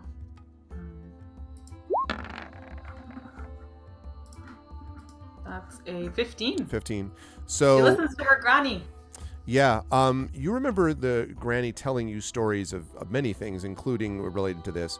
Rumor had it that the, that the forest is alive and actively dislikes visitors. There are some believe that the trees themselves actually move to obstruct travelers. In fact, you remember Granny telling you a story when the hobbits actually drove the old forest back when the wood itself moved and supposedly tried to attack the hedge, and that Bucklanders sort of traveled beyond the high hay and drove it away with fire, and that there are mysterious spirits that live within this too. So you have all of this sense of like, so I don't know that you would have been in it yourself, but you've definitely heard enough stories, and it seems to be living up to this experience, I think. And as you were as this thing is charging through, the thick woodland, after several, what feels like an age and may only be 4 to 5 minutes of this, the thick woodland opens ever so slightly to reveal a great thorn thicket that is impossibly large and twisted, and there's a clearing basically in front of it. And the creature that you're under finally slows to a halt, and you're just sort of dangling underneath it. And it's sort of, I'm going to ask if you drop off of it. It's not, I'm going to specify this. It's not going to run away because of what I'm about to describe. So I just want to know if you drop clear of it or if you're going to hold on to it regardless. But I'm specifying it's not running away because you could tell based on this thicket. So has it stopped in front of the thicket? Or Yes, has it gone... it's not right up to the thicket, but it's like in the clearing that's next to the thicket. Okay. Yeah, I think Coriander has been sort of waiting for a moment where it slowed down enough that she could drop and like roll away and look for a tree to climb kind of like, put some distance between her and it if she can't get on top of it. That makes sense. We'll talk about that. So you drop clear to roll. Crawling through the thicket. I love oh god, that's from there's a game called Shadow Tactics where when you try to hide in this bush and the guards come looking for you, that's the thing they say over and over again. Anyone there? Hiding in the thicket? So anyway, this thing is hiding in the thicket. So from under these strangling vines, Coriander, as you sort of roll free, the creature above you doesn't look at you. Instead, it seems to be looking at the thicket. And for good reason, because after a moment, you see a familiar pair of burning eyes coming from the thicket, and a second burnt beast slithers forth from the darkness. Knew it! I knew there were two of them! You realize, as it comes forward growling, that it is not one of these shadowed predators prowling the old forest, but a mated pair that has been cornered and driven to defend this bramble-ridden hedge they've taken as home. And as you sort of roll free and kind of scramble up to your feet, these two creatures basically, now the problem is that both of them are sort of at opposite ends, and they're much faster than you. By the time you can get to a tree, By the time you get to a tree, they're both going to be on you. Because the one is already there. This creature sort of turns that you've been riding on, basically kind of like turns around, looks in your direction, and then the one that came out from the thicket lets out a that just echoes, and every one of you, Cal and Granny and Titch, hear that. And you also hear, Coriander, the sort of muted sound now of neighing, which seems to be coming from the thicket as well. Perhaps it has been dragged here. You can't see anything, but you can hear the sound coming from underneath the thicket. And as this howl sort of sets off, these beasts sort of look at you and are sort of staring at you. And I would like everybody please to roll initiative for me. Oh, man. Well, okay. Great. Well, you'll get a chance to act. If you're not, I know. I just wanted Pick to. your tokens first. Yes, and I have set up the order. Itrenia Iwashka. Oh, no, wrong one. This one right here. Okay, there we go. Oop, I forgot to delete the other ones. Darn it. Yeah. Okay. Let's see. My name. What? Yeah. Sorry. What do we? What do we see right now on this? We see, or what do you see in your turn order? Roll20's doing something weird. What? You see Granny with a 12.16. Yeah, 12.16. Oh, yeah. Okay. I have a Oh, 12. I have to. I have to click my Result drop. You have token a 12. before, but I can't find myself. Do you have a on the- 17, Titch? Is that what I saw? And I'll talk about that in a second. Correct. I have a 17. Am I actually on the map right now? You can just drag your token from Oh, the that's right. And no, you're character not, sheet. because we were using the party I thing, see it. which is about here, I would say now. Don't you There we go. know I just wanted to your click hands with while the party? scrolling finish. What if it's not 2 but 3?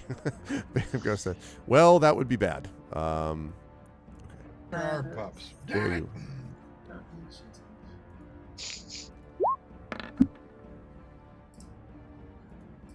Yeah, that's 23.2. 23.2. Okay. All right. So now everyone Why should am be- I Agriafra Thakar? I have no idea why it's doing that. Yeah, my I have ass. no idea why it's doing that. Result drop. Umlaut. That's incredible. That's like, wait, like, what is, what? I don't have the faintest idea why it's doing that.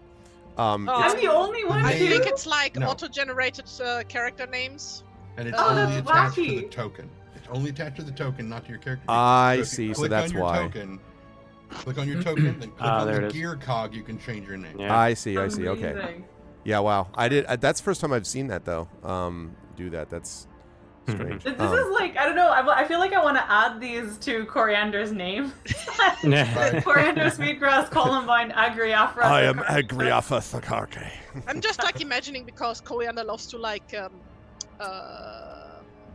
re-own stuff. Yeah. Phrase it like that. Mhm, That she mhm. also likes to just take names, Oh, I love And- that. give them other purposes. Mhm, mhm. So she just amasses like the longest list of middle names. This name belongs somewhere different. Like kind of like Pippi Longstocking. Yep.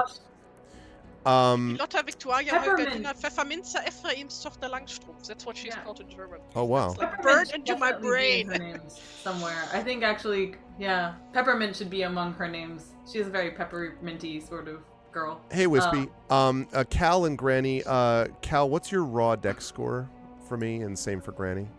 16. 14. So, all right. Okay. Oh, and then it'd be nice if I, perhaps I should roll for the bad guys too. That might be nice. They just stare at you forever and don't actually do anything. Great. That's not what happens. Coriander would like to talk to the wolf creatures. And say, listen, don't do anything crazy. No, okay. No, Yeah. they seem pretty upset.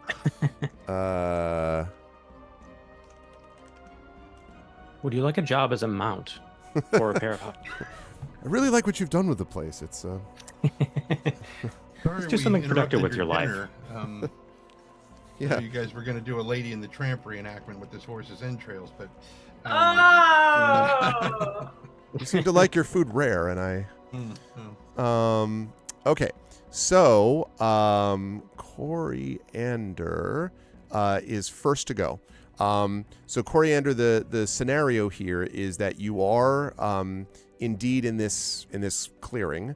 As I say, there are trees there, but they're a little bit of a distance. So I'm not saying you can't do it, you can, but if you're going to try to make it to the tree, you won't make it in a turn. And they clearly are faster than you. So just be aware of that. I'm aware. I'm sorry I'm leaning on this so much. I really did not intend to, but I just keep returning to Tree Climber. Yeah. Once you get there, that's not a problem. Once you get there. So climbing doesn't cost extra movement, and I have the ability to climb faster than normal. So it is just a matter of getting to exactly the tree. Yep. And I sort of wonder. Light a road flare and throw it. They'll chase out. Well, this is since the. Part of me is hooray! I'm using both my feats in that I got last time for our last session, and stuff. But so Clever-Handed says starting at 3rd level, you can use the bonus action granted by your cunning action to make a dexterity sleight of hand check or take the use an object action. And so I do think I want her to toss something to them and kind of to aid in her running away. And the thing that I have not written this down on my sheet, but I feel like it would be plausible for Coriander to have a chicken leg somewhere on her person. Do you two are close? I was going to say, do you think you Titch? could have a chicken leg that survived the close proximity to Titch? Is that possible? That's why she has it. That's why she has it. This is what I'm saying. Look, Yeah. It's well, Titch probably wouldn't mind if I had a little ticket, So I think that Coriander is going to kind of very carefully, reach, well, not carefully, just doing this very quickly because she is very quick. Just kind of materialize a chicken bone and chicken leg, whatever, piece of chicken. Okay. And toss it how are they? So they have now sort of drawn even with each other. So they're in front of the thicket. I don't know how far, maybe about 20, 25 feet. And they are sort of facing you at an angle. The one that crawled from the thicket on the left side of you, the one that you rode on the right side of you, and sort of angled in towards you. Both clearly hackles raised and the whole bit. Okay. So she would toss that towards them and just like try to run to a tree as quickly as possible to climb it. Okay. So. Bacon. Yeah. Okay. You toss that. We'll see what their reaction is on their turn. But Chicken tastes better than hobbits. And then just run away. This is a drumstick. Just the best the Shire is offer. Okay. So you are. If we weren't in initiative, she would genuinely be trying to talk to them. But since we got her, No, I get it. Okay, so you do that. We'll see what their reaction is. You head towards the place where there is a tree. It's going to be another turn at least before you can get to one, but you're on your way. Even running full speed. Wait, so just to be clear, this is so there isn't a tree closer than 50 feet? No, in fact, this is called, the term for it on the map is Bonfire Glade, and it's a good size. This, in fact, you think is where much of the fire may have been used in the story you heard, that the Bucklanders came and used it to drive back the trees, and the trees since then have grown somewhat, but there's still a pretty big burned area here, which is where this thicket is, so it's a good size clearing. Yeah. And the whole place, by the way, I should have mentioned this before, smells... it smells foul. It has this sort of almost the scent of the burned fur of the creatures. This whole area, even though this bonfire happened a long, long time ago, so that can't really be, can it? But it's almost as if the trees have avoided this area, it feels like to you. Okay, So you were doing that. While you're doing that, Titch, you are up next. You heard this howling and everything. I assume you're just continuing to book it. Are you doing anything as you go to, like, I don't want to say prepare, but are like you yelling over your shoulder some more? Are you grabbing sticks from the ground, or I don't know. I'm thinking of the incredible end of The Last of the Mohicans film with Daniel Day-Lewis, where literally as he's like taking out enemies on the way to try to get to the bad guy, he's like grabbing rifles and stuff like as he runs, like running up the hill. If you've never seen it, by the way, one of the best chase scenes of all time, like just absolute world-class cinematography and everything else. But anyway, so he's like doing that. So I didn't know if you were doing that or if you're just like, like doing nothing but just running. Titch has his weapons. He's booking it. Okay. His thing is, I've got to get there. I've got what I need. I just need to get there. Okay. I'm going to have you make a dexterity check for me, please, as you do this. You won't trip and fall on your face, but it might slow you down because there's like roots and a bunch of other stuff. In a forest? I know. Who would have thought? I feel like a fellowship point could be of use here. 16. Just FYI. Yeah, too late for it now, but keep it in mind. We got 6 of them, so make sure you got them all close to hand. Okay, yeah, you're able to do that. So you were able to essentially double move. You think, Titch, that you can see the sort of lightning ahead of you, which means you think you might break into whatever there's clearly a clearing up ahead that you should be able to break into next turn, you suspect. So, having done all that, that brings us down to Granny. Granny, you are following after Cal. You did the hunting check and everything else. Are you double moving, like basically the same way that Titch just did? What's your thought process as you're going? Yes? Okay. So I would need you to make a dexterity check as well for me, please. I'll also take acrobatics if you have this. I should have given Titch that option. Yeah, of course. Granny has acrobatics. Sure. That's 15. Yeah, that's I can enough. see her cartwheeling and grabbing herbs on the way. Yeah. I have this image of her like as she goes like smoking her pipe, like I wonder how. Like just thinking about. Man, that. she's good. She even loads up the pipe and lights it while spinning. Okay, no, she uses her stick to like cross over a very parkour of Granny. Same thing, Granny. You think you see the light ahead of you in this clearing, and you might be able to get there possibly next turn. Cal, you are next to go. The creature did not run well. The burnt beasts did not do well in initiative. So, Cal, you were up. Same question to you. Are you stopping and pausing for any reason, or are you basically double moving it the way the others are? Yeah, I mean, I'm among the farthest away. So if I have a bow and arrow and stuff. Am I within range now? Would I have to move to be in range? Or? You don't even see it yet. Okay. Yeah. Then I'll just have a move and get the bow at the ready. Okay, so dexterity check, same that I asked for everybody else. Or acrobatics, if you have that. And don't forget, fellowship points exist. Yes. Okay, so Very that is a moderate. 9. So let me just double check. I don't think fellowships are advantage. I think fellowship points give you additional dice. I think they are. I thought we were using them as advantage. It might be as advantage. I have my head a whirl with other systems that I've been planning on as well. Hold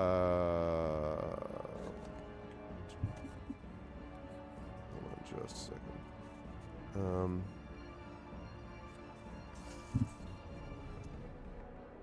Yes, to gain advantage. Okay. So we'll need to remember that before we make the rolls going forward. So it does not give you dice rolls. Okay.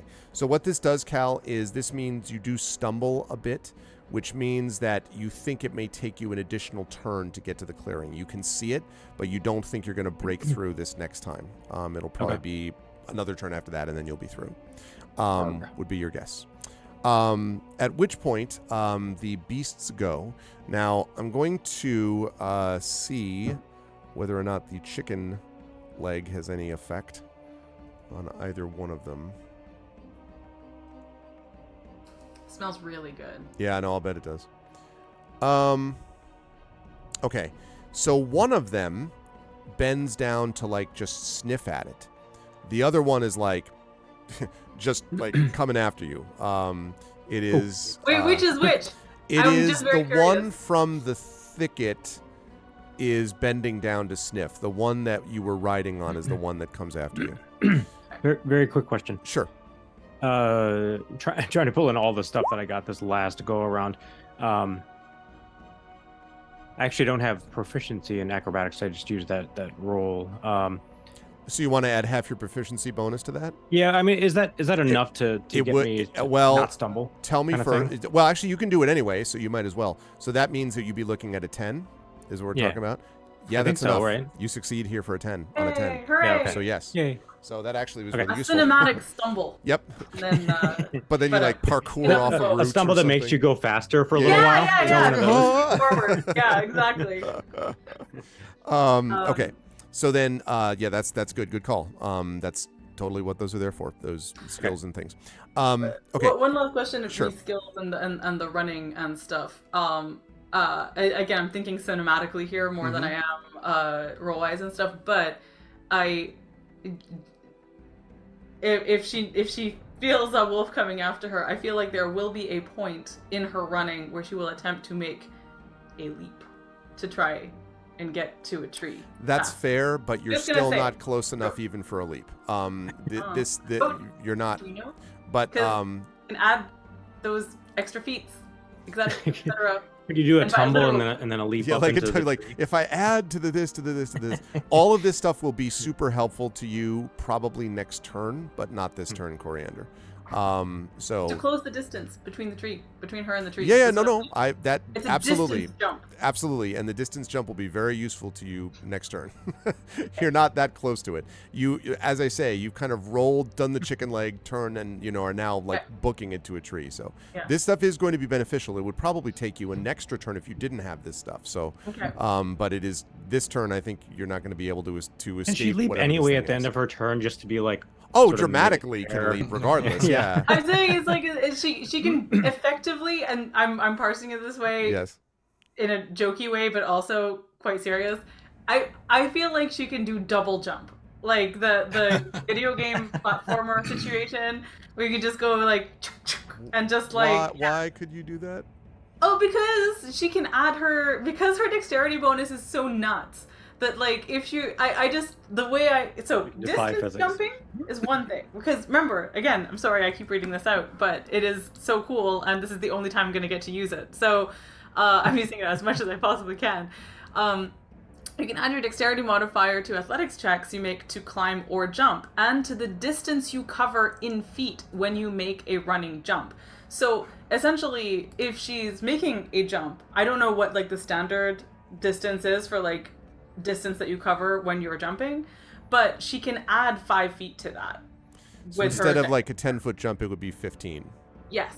So I'm just saying, I know you said it's a big clearing, but it's 50 feet in a turn, plus potentially an additional 15 feet. So Right. I'm just putting that out there. I got you. If only I know you the were, wolves are If fast. only you were closer than 85, 65 90 feet, feet? 85 feet. Yeah. What is Coriander's strength modifier? 2. Yeah, okay. And her dex modifier is 5. Yeah, but the dex is not. I mean, the strength is the like the dexterity is the amazing acrobatic climb things and grab stuff. And You're like I counting say, based on this your is strength. very beneficial to you avoiding a terrible end next turn. but boy. this turn we don't know. Well, I mean, you're not likely to meet your end this turn unless things go horribly wrong. Right. But we shall Sure. see. So the creature. Funny you should mention leaping though, because speaking of leaping. Oh no, I gave it a terrible idea. No, it was going to do this anyway. It double jumps. Yeah, exactly. I'm also a tree climber. No, Great, yeah. no, that's not what happens. But it does have an ability called Pounce. And so at the very end of its move, and it does move quite fast, at the end of its move, it can then pounce and attack, which is exactly what it's going to do. So, let's see. This is... Actually, I think you misread that. I think it's actually Ponce. De Leon, a conquistador who failed, just like this No. Okay. Oh god. That's very funny, but no. Okay, so it is going to make 17 Yeah, that Coriander? hits. Okay. Just got it So again. 17 means that it's going to hit with a bite. And I'm going to tell you what the implications of that are in a second. So first of all, you are going to take another 8 points of damage. It bites in your shoulder. And I need you to make a strength saving throw for me. This would be a good time to use a fellowship point. Yeah, that's what I'm gonna do. I'm now down to 10 hit points for those counting at home. Yep. I am gonna use a fellowship point for a strength saving throw. Yes. Wait a second. Oh, I was wrong. Incidentally, her strength modifier is not 2. Her strength modifier is 0. Okay. Well. I was reading it wrong because athletics. Yeah. Athletics. So strength saving throw. I hope one of those is a high roll. That's a 12. A 12, sadly, is not enough. You're going to be knocked prone by this. What this means is you're knocked prone, like literally like almost face plant. You're not going to take more damage from that. But what it does is it then, as you're lying on the ground, you hear like directly in your ear. I need you to make a charisma saving throw for me, Coriander. Oh boy. Ah! All right. This is charisma, you said? Charisma Yeah, saving this throw. is a shadow You're not point. close enough though, Cal. Next turn you could be able to see if you could give bonuses and stuff. I don't know if you were going to do that, but Not me. I was thinking fellowship point, but yeah, you can. Yeah, I mean, and again, charisma saving throw. You can use a fellowship point for inspiration on a saving throw. So Yeah. that might be a good moment. So I've just used. I don't want to use them all along. Yeah, but you got 6 though. Save I some for mean, battle, but That's yeah. true. I don't. Yeah, I don't want you to use them like water, but did we go to our maximum, by the way? you did. Yeah, when you Because I gave reset the one. whole thing. Didn't we get 8? Don't we have Yes. 8? But you used 1 or 2 of them during the course of getting up to this point. I don't Which is remember why on Brad what. asked if we went to our maximum. Oh, you mean It was after 200. at the beginning of the adventure you did, but like at the beginning of this segment of the adventure, but not. I mean, you didn't get it after a long rest or anything like that. It doesn't reset that way. Is that what you're asking? Like at the beginning of the I guess. beginning of Savage I just Beast, wanted- you did get Okay. maximum. Yes, for sure. And we've used a couple. Yes, Okay. 2, I believe, so far as I recall. Okay, Yep. and I just used one for this one. And Seems logical. I'm just gonna make this one a straight charisma one. Okay. Charisma saving throw. That's Ooh. 17. a 17. You feel for a moment there's this sort of wave of fear that passes over you, but Coriander, I imagine you steel yourself, like, gotta be brave, gotta be brave. She does, and she says, like, in fact, and when this happens, like, I think when it pounces her, I think she actually is going to have a reaction, which is, "You did this already! You." and then like when it like bites her, she I think she is going to yelp and go and I think she's just gonna start going, "Please don't eat me! Please don't eat me! Please don't eat me! Please don't eat me! I don't want you to eat me!" And just like be loud and stuff. Yeah. Okay, that makes sense to me, and that's actually good timing. Because it is the top of the round. The creature is gone. It's the top of the round, and it is your turn, Coriander. And you were saying all these things about "please don't eat me." Yeah. So the deal is right now, it is basically on top of you and holding you down with a paw. Now you can try to slide free from it. You are basically restrained, is what this means. So you can still act. You could attack it. You could yell at it. You could, I don't know what you want to do with it. You could also try to, get out from under its paw if you wish.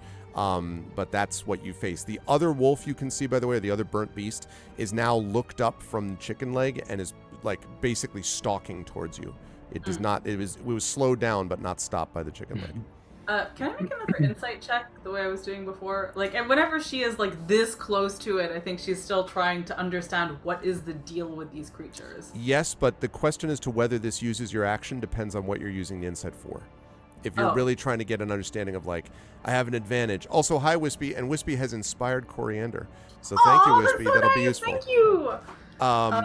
Yeah. I mean, I think.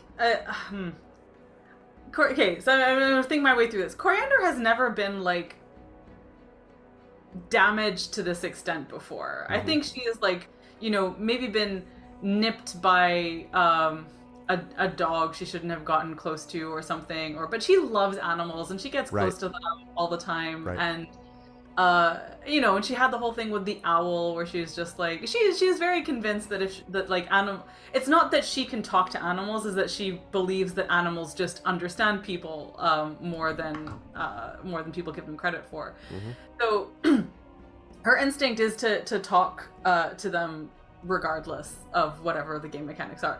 And I think that being this kind of like chomped and bitten is very shocking and very frightening. Yeah. But I don't think she has comprehended that she could die. Yeah, I right. think like it's she's in pain and she's looking at this animal and it's so close to her, and I think she's still like she's just like this is just like a problem that needs to be solved or something that needs to be understood.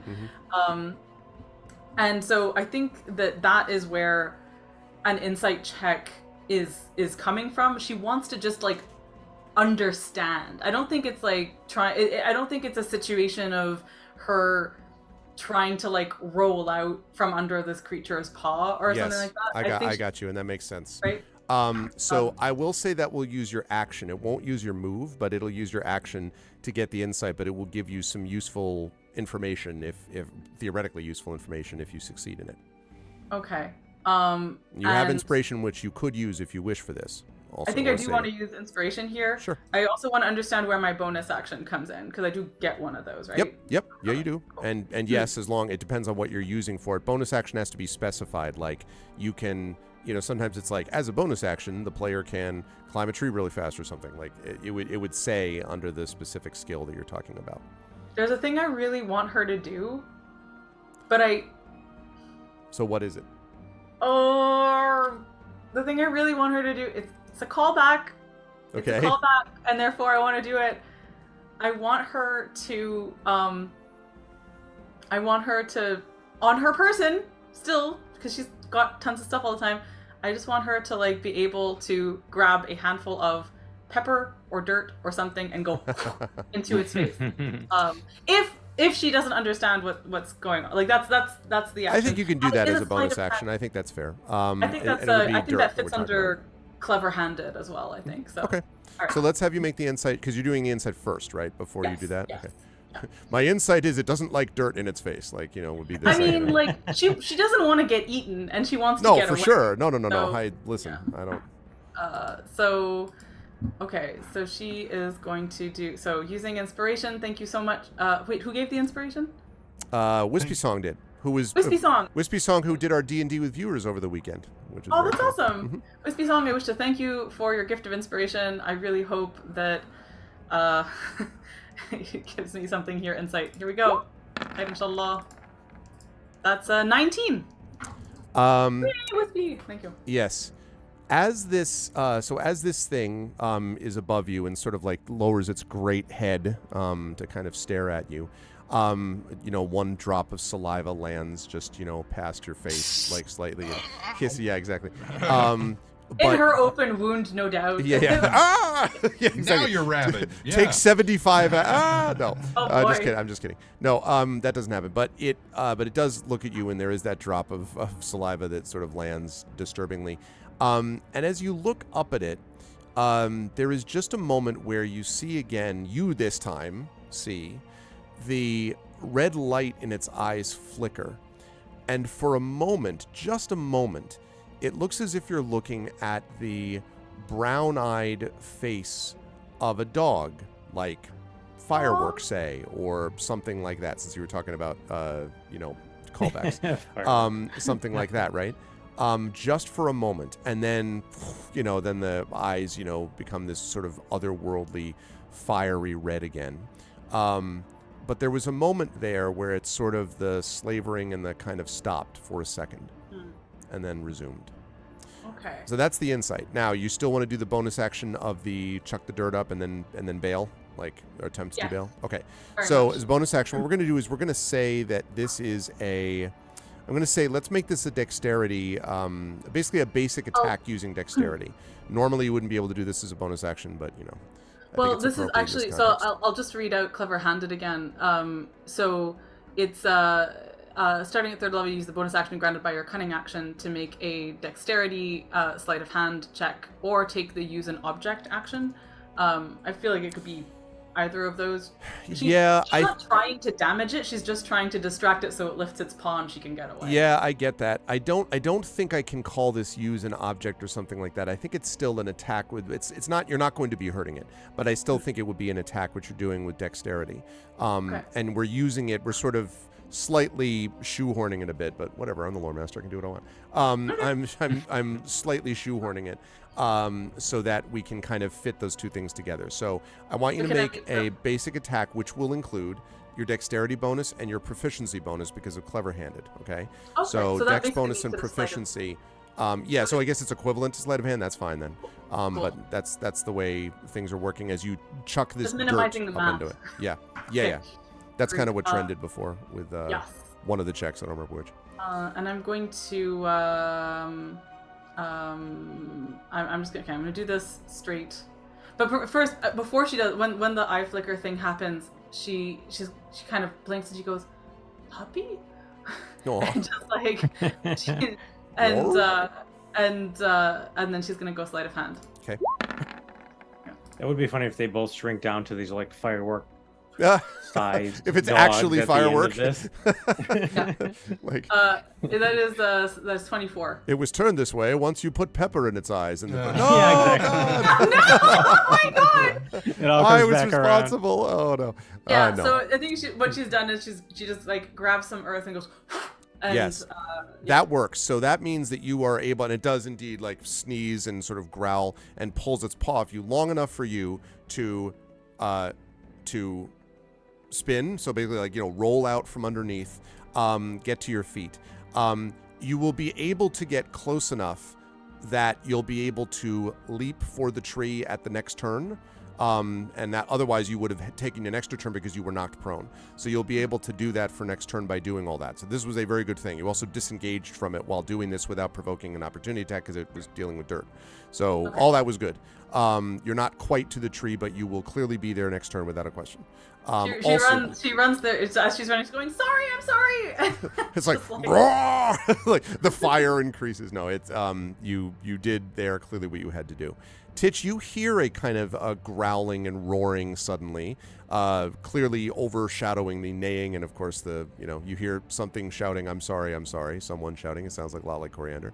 And it's your turn, Titch. You can get to the clearing now if you like basically break through. So you're like, roar! Like, do you Brad Pitt and Troy it, like with the spear, like come up, with the sort of the flying attack type of thing? How far away is with branches sticking out of his like exactly. Stuff. Exactly. You're not close enough. So here's the deal: because you're going to have to double move to get into the clearing, it means you're now in it, like say 5 feet past it. And what you see is Coriander, who's running for a tree and is fairly close now. You can see one of these burnt beasts, which is kind of like shaking its head as if trying to clear its eyes. And behind it, you see another one, just like it, but without dirt. You're like, oh, there are 2 of them that are now running towards, basically running straight for Coriander. Neither one of the burnt beasts seem to have noticed you as of yet.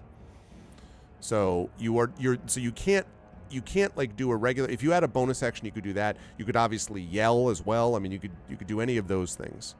Well, let me see. Yeah, I can do a thing. I'm going to, for a moment, there's like the mathematical formula flying around, but it's a memory of the fence, or the gate. Yep.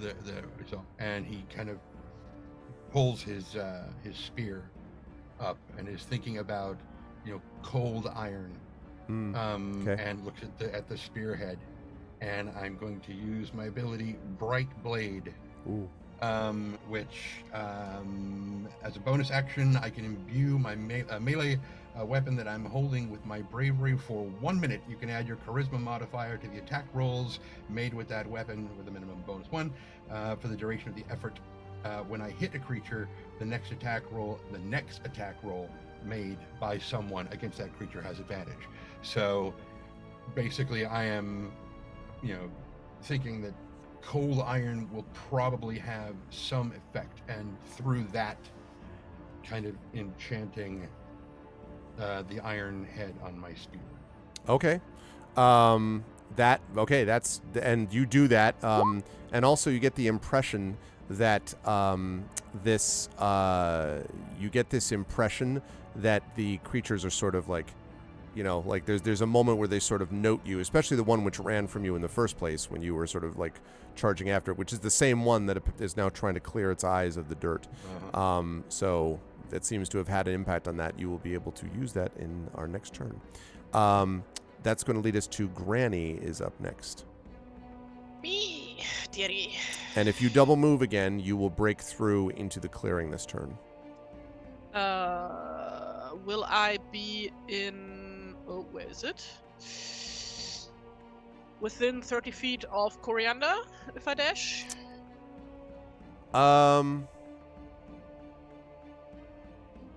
Probably. Probably. Is that a Yes. yes? I'd say Okay. yes.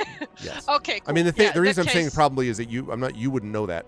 But Well- at least not yet. But yes, presumably you would be, yes. Yes, okay, cool. Yeah, in that case, once Granny breaks through the thicket... Breaking through the thicket? Yep. Breaking through the thicket, she stands there panting and like disheveled and the panic in her eyes, and lets out a tirade of curses about the situation. The kind of words where Coriander would have never thought that her granny would ever say such things. And with that, she gives Coriander a lore die.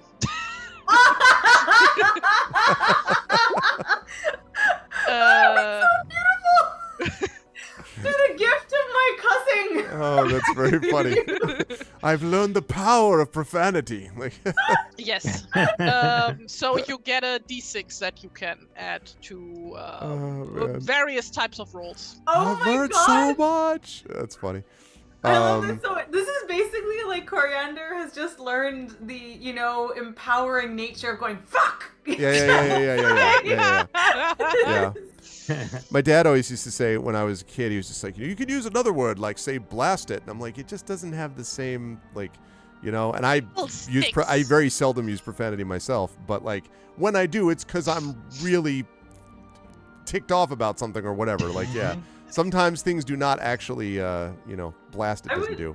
I would love for there to be some kind of bardic mechanic that is like gain +2 to something by cussing specifically. Yeah, there's not. Like, There's cutting.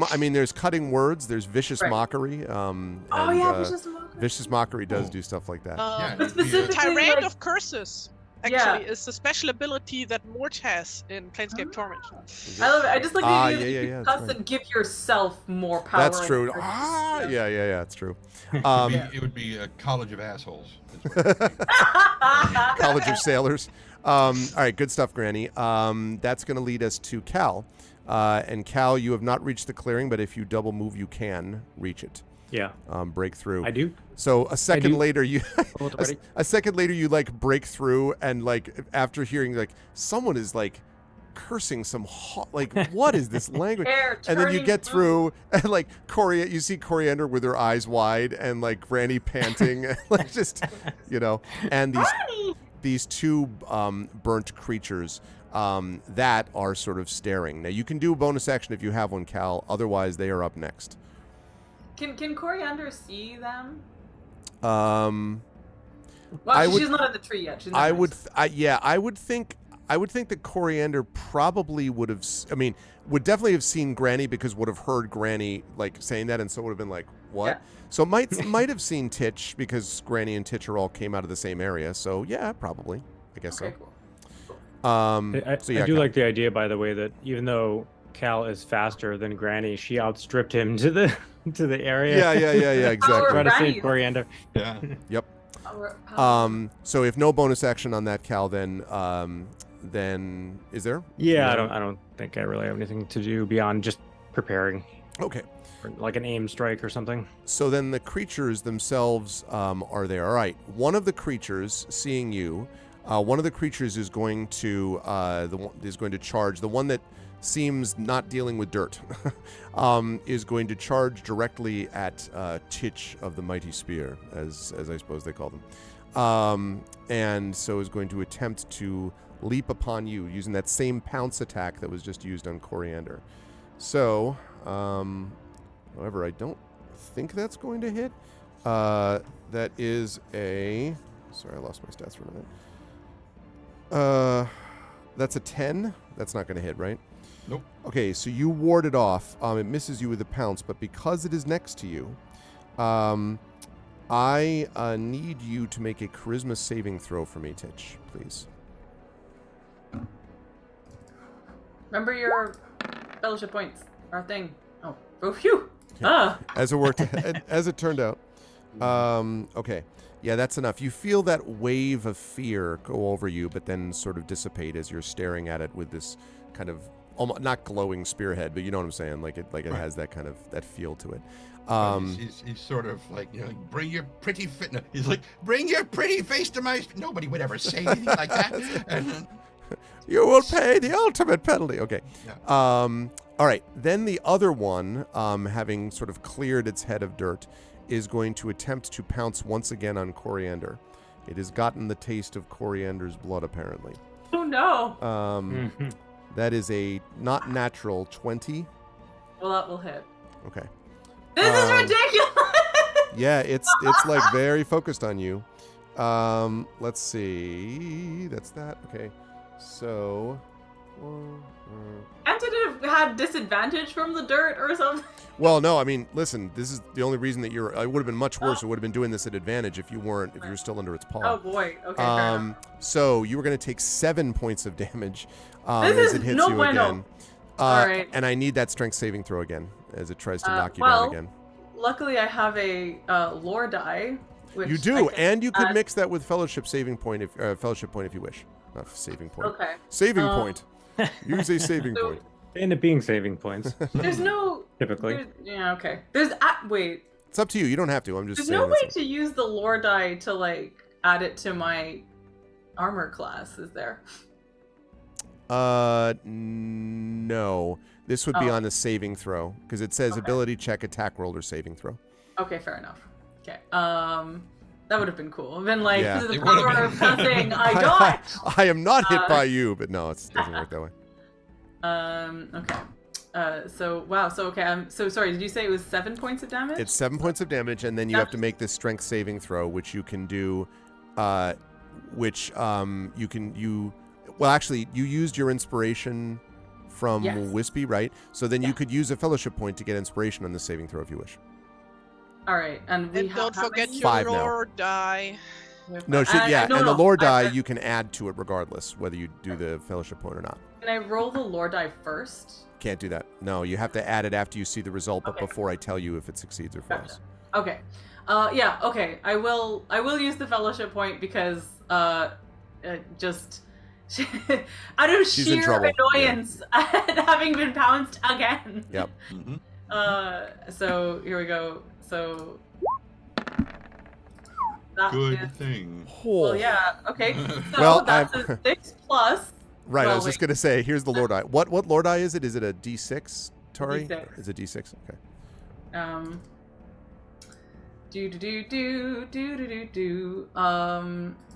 Gosh. Wait, I mean, is a 12 even going? Actually, wait, is a 12 even going to? Can't tell you. It didn't work last time. Pretty sure I had a 12 last time. It's the same thing. So I'm just gonna hold on to Wanna this hold lore on to die. So you get knocked down, and the creature sort of bears above you. And there's this moment where I want chat to be aware, be thinking about this, where all of the three of them, so, Cal's prepared, Granny has been cursing up a storm, Titch is facing the burnt beast in front of it, Coriander, very hurt, is under the beast, the other beast with the dirt still in its eyes. And these fiery eyes there. And then everything goes silent for a minute.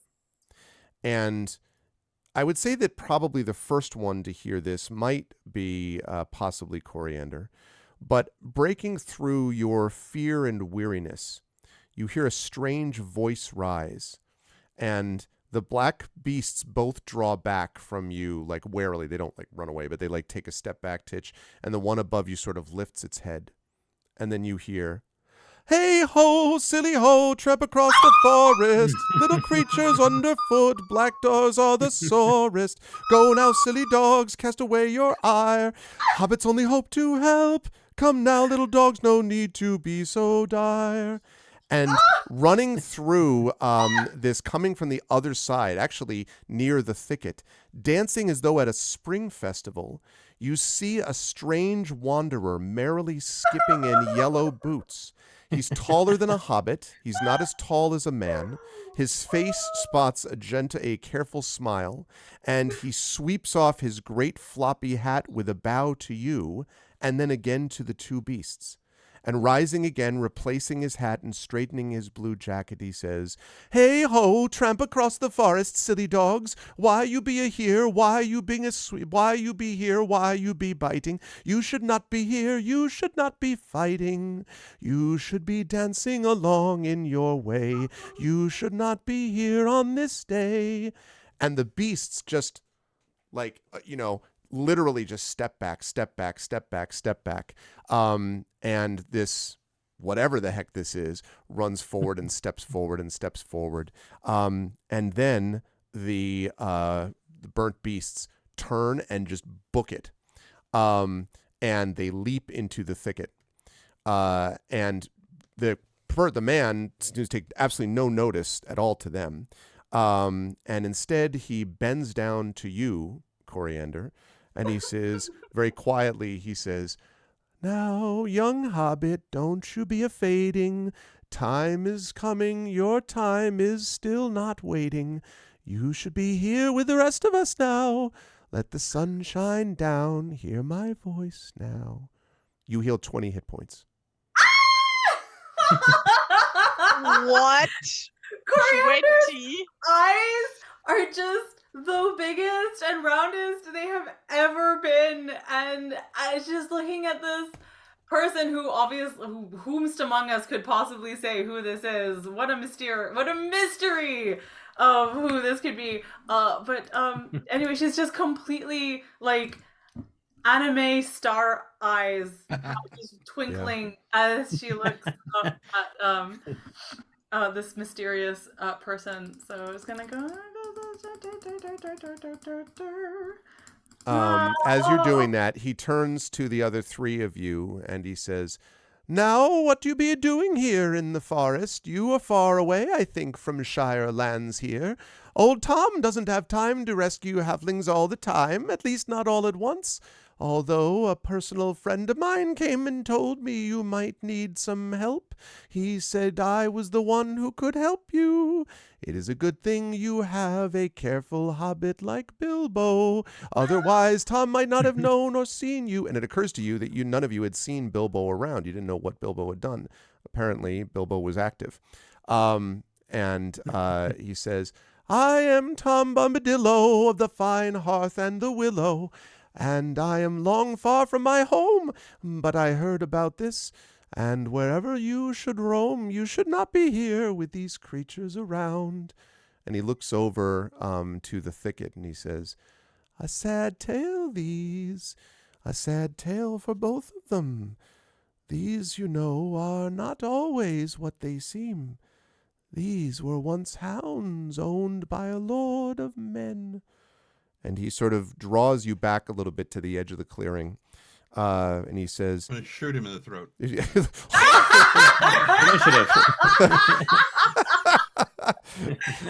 You take 8 million points of WTF damage. And Lord of the Shadow Rings points is what those are called. yeah, exactly. Oh, God. No rescue for hobbits in He Lord of the Rings. says, he suddenly goes full metal. You are not no, he doesn't do that. He says, "There was a lord of men who resided long ago in a tower of stone. It rose among the hills which are now known as the Barrow Downs. Yes, the creatures and kings, the dead bones and wights that wander in the moonlight, them over there in the hills beyond the old forest. There was a terrible war, a war that ended all other wars, or so they thought. Such are the conceits of men. And the Lord perished among the flames, and his faithful hounds with them. When evil spirits came back to the Barrow Downs many years later, these creatures returned, dark reflections of what they once were. And he looks into the thicket where you can just see the red eyes sort of glowing below the thicket. And he says, "It is a sad tale. I wonder if Tom had not come, what would you have done? To save your friend, would you have killed these beasts, these creatures who threatened you? I wonder what would you do?" So he constantly is in this sort of weird sing-song, talking, singing thing, and he looks utterly ridiculous, like the most out of, like, you know, Bright except, blue his jacket is, and his boots are yellow. Yes, Granny. Yeah, no, while he's talking, basically Granny would like be like, first of all, like, what the hell is happening? And then second of all, as soon as she like composed herself, just storm past him Okay. towards To Coriander. Coriander, Okay. and just basically fall in front of her on her knees and like just check her up and down and like basically smush her face with her hands and like turn her head like, "Are you okay?" I'm okay, Granny. Thank you. Oh, I'm so sorry. I'm sorry I ran off. I just thought that I thought we could help the horse. Wait, is the horse still alive? Is there still neighing from? It seems to be quiet now. You don't know if that means that it's gone or what has happened. Do you say that out loud, or do you just in your mind think of it? Oh no, she say it out loud. She'll so she's here. She's listened to everything Tom Bombadil has said in a kind of like just speechless awe. And was totally about to answer his question when Granny came up and suddenly did the smush like, face thing. Smush face like a talking Granny, and so she wants to like reassure Granny, and she is basically fine. She's got like, you know, she's still covered in her own blood probably, but she's like, no, it's okay. He helped. He did magic. Did you do magic? I did what I am, my child. That's all. I'm here. Tom Bombadillo is who he is and draws life from the places around him. It's not magic exactly. It's what Tom does and is. Just like your granny there, the same way. She is who she is and does what she does. Ask no more of Tom's power now. You have your own healing to be doing. Yes. There was a horse. There was a horse that was hurt, and I could hear it, and I don't know if it's still there. Or if and he springs in the air, and he's just like, "A horse, a pony within my lands. Is that true?" And he strides over to the thicket, like turns and just walks over, and the red eyes sort of recede, and then he leans down, and you hear him sort of like sort of singing almost under his breath, and then he reaches in, and sort of you see him sort of half pulling this small, like a pony, basically, that he pulls out. And the pony has a terrible, terrible gash in its side. And Tom looks at it and says, "This would have been bad, my buck. But I am here. You're in luck." And he puts his hand over it, and there's kind of a little bit of a moment where it doesn't like lessen. It doesn't like knit up as you're looking at it. But suddenly the eyes of the pony brighten, and Tom sort of brushes its mane a little bit and says, "There may be a time where this pony will have something to say. Perhaps your own little ponies might end up somewhere that matter. There are some great wisdom to be found in these creatures, they say." And he sort of looks around. "I wonder if there's a town that could use ponies like this. I'll have to see, though I don't go much into a place like Bree." And then he sort of turns back and he says, "This pony will be all right, I think. The question for you, and he sort of looks at you and he has these big, bright blue eyes. He says, the question for you is what you will do with these. And he sort of like gestures with his head towards the thicket behind him.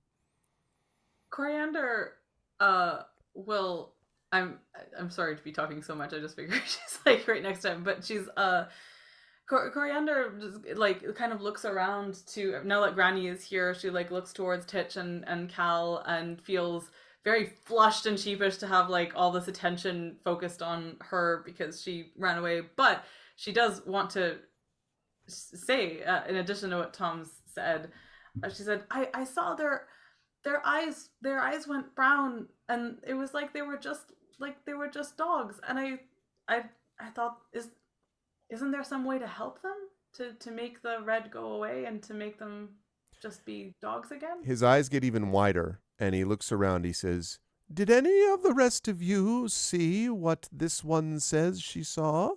Did any of you see them look as if they might be dogs and not creatures of the fell night? Tell me, is that right? And he kind of looks at all of the three of you, Cal and Granny and Titch. Was almost like an echo of what they used to be. He nods slowly and he says, very wise you are, wise and with a spear. I think you would have pierced their side and killed them had they come near. They were biting me. And he nods slowly. He says, they are terrible creatures, but they are not entirely evil yet. They are still faithful, I think, and they seldom attempt to kill, but their malice grows year after year, as if the ill will of something here has filled them. Could something remind them of what it means to be steadfast and true? Could they be given peace? That might be up to you, he says, looking at you all. And he says, if you might wind their way back to being themselves, they could be released from their wretched state. Do you wish them to find this fate? They have done terrible things. Perhaps mercy is not what they deserve. I wonder what sort of mercy to yourselves you would reserve. And he kind of trails off and looks very thoughtfully at all of you. Coriander like looks to everyone and just kind of like not actually looking for permission. She's just kind of almost like, what? Why would it? So she just like looks slightly confused as she looks around everyone else, and she says, no, I want them to be dogs again. Can't we do that? Can we not do that? They're just dogs. They didn't want to do this. With you there are companions. With you there are companions 3. What would their decisions be? Yeah, Cal echoes her a bit. He says, they seemed unnatural from the start. If they could be returned to their rightful state, I think that would be the best thing for the forest and the world. And he pauses and he looks at Granny and he says, you have seen more than one winter here. You have seen what these creatures could do. Monstrous creatures could be dangerous, I fear. What would you choose? Would you risk them to bring them back to something close to what they were? What would you decide to do? I wonder what I would do if I were you. And he kind of looks right at you, Granny.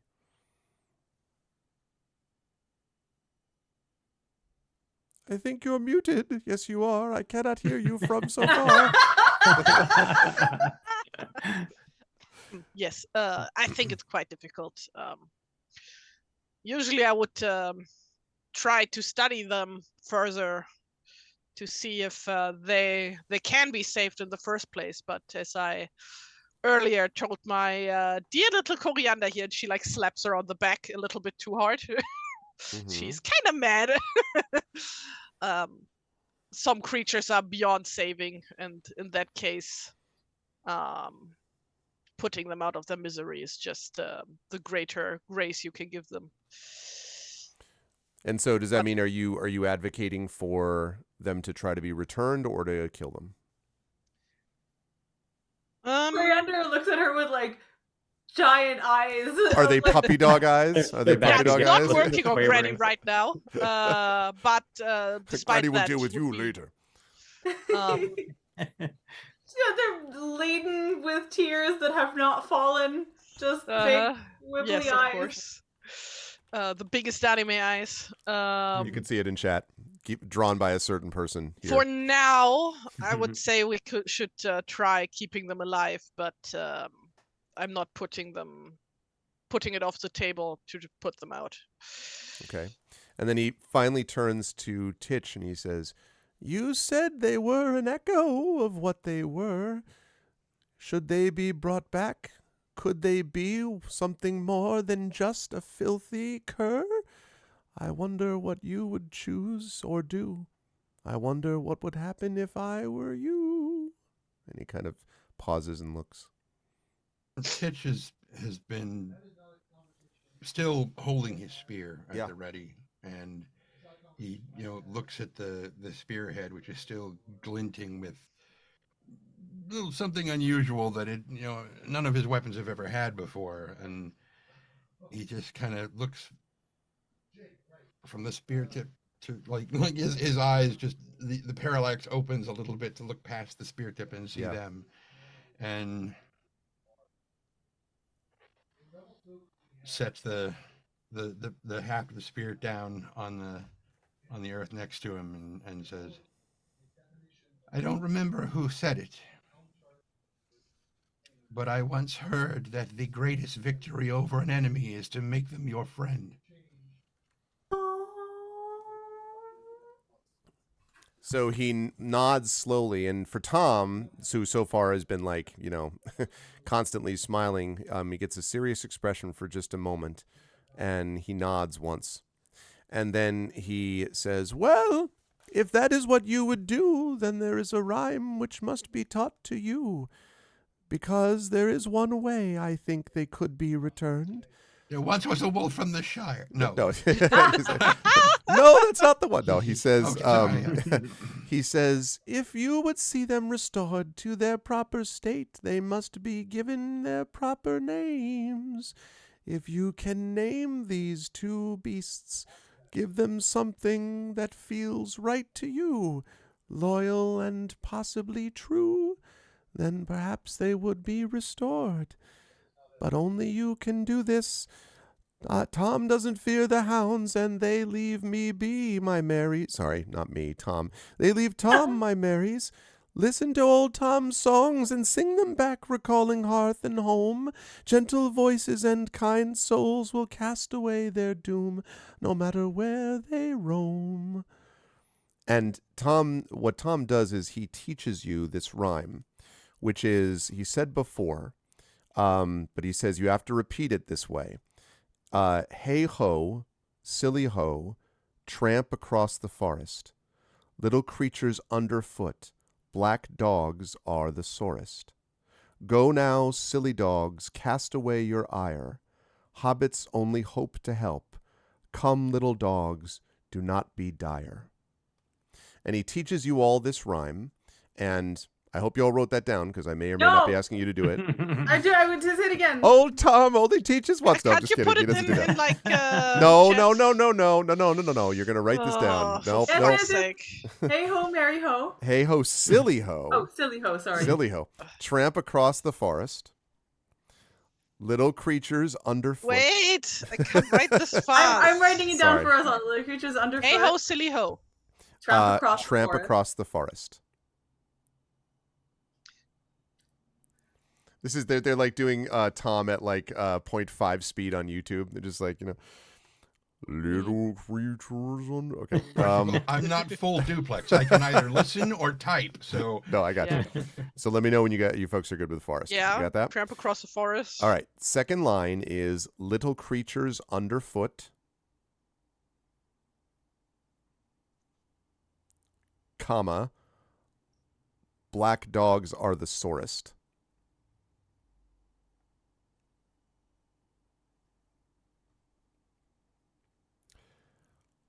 Go now, silly dogs, cast away your ire.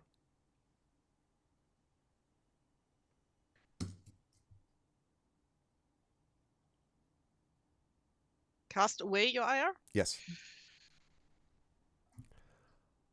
Hobbits only hope to help.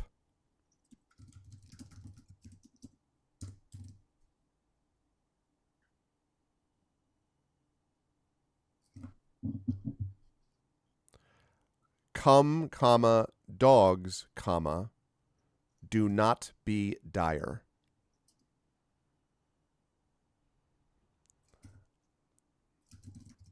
Oh, interesting, Triffid. Are these the future Trusty and True or Grip and Fang? I'm like having dark flashbacks to like me in elementary school.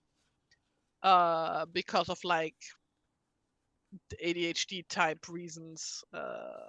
I like during what are these called in English? When like the teacher like for a test repeats a text to you and you have to write it down and then they check for spelling and accuracy and stuff. Oh. Great based on that. Yeah, I know. Torture. Yeah, Torture, yes, Yeah, indeed. exactly. Yeah, torture. I Yeah, because I was like constantly getting flat Fs for those. Oh. That's that's when they started to like suspect stuff. And but then thanks to the results, which I falsely was diagnosed for with dyslexia, these did not get to be graded anymore for me. So, Okay. that was nice. Yeah, that's good. Come, comma, only dogs. I put it in the chat. Okay, thank you. Yeah. But I also forgive me for caring about scansion. I I wish that the last line was like had just at least one contraction in it. Like, oh, now silly dogs cast away our hobbits only hope to help. Come dogs. Oh yes, you're right. You're quite right. Yeah. I already adjusted this for scansion in it like 3 times. So you're in the book. Yes. Come dogs, don't be dire would be better. Yeah. You're or right. be not dire. Or be not come dogs be. Yeah, I thought about that, but I don't actually think that's Tom. I think don't be dire is more likely. Yeah, it's got the more of the sprung rhythm thing going on. So. Tom, though this is not like only dogs, only fans. No, what do you I mean, listen, all right. Wow.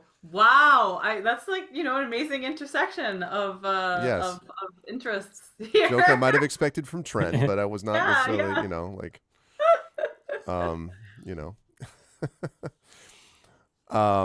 okay.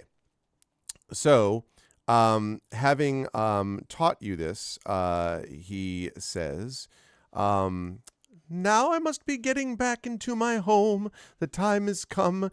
You will manage with them, I have no doubt. Goldberry is waiting, and food with her, and comfort much. But if you are within Old Forest again, come see me. Old Tom will wait and find you there, and there we will be dancing. And wait, before you go, Mr. Pombadillo, can and he turns back with a smile. Coriander fishes into one of her many pockets, and she pulls out what can only be described as a gorgeous button, like tremendously beautiful, that Balin gave her. Okay. Beautifully worked. No, he literally did give it to her. He did. That was actually a gift, but yes. Screen. The other 3 she took from his waistcoat were not actually given. No, I'm just kidding. Anyway, she takes it out of her pocket and she's like, "Oh, I think this button wants to be with you, and or maybe Goldberry. I don't know who that is, but maybe, I don't know. Her name is very beautiful, and I just want to say thank you for saving me and helping us and these dogs." And she gets very, very shy and just kind of like holds it out to him and looks away. And he takes it and he sort of looks at it, and it almost sparkles a little bit as he looks at it, and he says, "It is a gift for which I'm grateful. Goldberry from the river will love it, I think, and will find something for its use upon." And he kind of spins it again and sort of sticks it on his jacket where it stays somehow, although you're not totally clear how. And he turns and he says, "As for old Tom saving you, that would not have happened without you. I have heard of groups of you from the animals here. You were kind to an owl friend of mine, and that is why I knew when you were near, along with Bilbo, of course." Oops. And he smiles and nods. Bright red. And he says, bright red. and then turns. He says, "Except for Granny who threw a rock." Oh, he just doesn't say that. He doesn't say that. God damn it. Somewhere in the distance you hear, "Whoo." No, I'm just kidding. That doesn't happen. And he as much skips away as anything else. And the minute that he skips away, the red eyes appear again. And then crawling out from the thicket are the two beasts that kind of like rise and sway and sort of look at you still fiery-eyed and take a couple of steps towards you. Now, two things you have to do here is if you're going to try to, like talk them down, if you're going to do what you've all said you think you were going to try to do, with the possible exception of Granny, who was not as 100% sure, but still, then I will need several of you who are willing to perform this song. That will be literally a performance check. And then, well, we'll talk about the then in a minute. So the performance check first. Any of you can attempt this, but it's going to take more than one repetition of the rhyme. So if two of you want to do it, then that counts as two successes, basically, if you succeed at it. Or if three of you want to do it at the same time, that would be three successes. So it's up to you how you want to manage this. Wait, what are we rolling on? You're going to be making performance checks Yeah. of this rhyme that Tom taught you. Yes. We should all Coriander do it would like together, to- right? Yeah. Yeah, I think but it depends on Coriander's gonna- if all four of you want to do it at once. That would also be amazing. Yeah, I think I think Coriander we wants should. to hold out both her hands, and she'll hold Granny's hand and then reach for Titch or Cal, whoever is Oh, nearest, nice. and want to hold their hands and kind of see if they can do it together. Yeah, Cal will join in the line. If you are all willing to do that, let's hear, chat, what that wait. sounds like. Granny uses Rhymes of Lore on herself. I Okay. have one more of those. That's funny. You're just like, that's great. That's good, dear. One moment. Also, I Dude, think is Rhymes of Lore you cursing to yourself, though, before you start No. singing? The I know, I know. I'm just cursing joking. was like a I'm special joking. thing. I know, Oh yeah, I know. I haven't used my lore die. That's Oh my also as part of this. But also, I want to say, because I know this is Zoom and therefore we're out of sync. There are 4 lines and there are 4 of us. So I think if we each took a line, Oh, that that also might works. be Sure. a better Okay. audio take that. experience, perhaps. I'll take that. And, So first Amal, then Brad, then me, and then Tren, like in the picture order. I like that idea. Stream. yeah, okay. and just to get all our ducks in a row before we start this, I think so. I've got the lore die. I think. Oh, I'm getting a beautiful decaf coming in from off screen. Thank you, mystery person who brought this incredible item to me. Oh wow. Oh god, it's dripping. Yes. I feel like this would be appropriate to use a fellowship point for if somebody else wants to use that. Because we're making all separate performance. All checks? separate performance checks, yes. And you need a certain number of successes. And yeah, each line that you read, you could use a fellowship point for this, if you wish. So how many points do we have left? 4. Oh yeah, then everybody gets 1, Appropriately. right? What else are we gonna use these for That feels now? pretty appropriate. Okay. Yeah. All right, Amel. So this is advantage, or what does it do? That means it would be at advantage. That's right. So you're Okay. doing this performance check at advantage, starting with Coriander, assuming you're all on board with this. Yes. So should we do the reading first or should we roll first? Do the reading first. Okay. Oh, but if we roll first, then and we fuck our rolls up, then we can also fuck the We're not rolls up fucking on anything purpose. up. I'm just saying, we're just gonna do this. You're gonna do the roll after each line. So Coriander, you do your line first, and then do the roll. Okay. All right. I'm gonna cue it up. Here we go. This is performance. Whew. So Coriander is holding Granny's hand and Titch's hand, and kind of looking from one to them and goes, clears her throat and looks towards the woods and the red eyes that are emerging from there. And she goes, "Hey ho, silly ho, tramp across the forest." Performance check, please. Wow. Oh, that was not very well. I'm gonna roll that lore die. I was going to say there's a lore die D6. here. D6. Well, okay. Oh well, boy. that's a 9. She's scared. And well, she's not scared. She's actually just clearing her throat. Right. All right, we'll talk Oh. about successes or failures at the end. We'll Okay. go through it first. Okay, Cal, you're up next. And you don't, and by the way, if anyone doesn't want to sing, they can just recite it. That's fine. It's up to you. Good. Cal, make sure to look at both of the hounds as he goes. Little creatures underfoot, black dogs are the sorest. Performance check, please. Performance. That's much better. That's an 18. Okay. That's an 18, a 19 with my extra little bonus. Okay. All right. Noted. Granny, you're up next.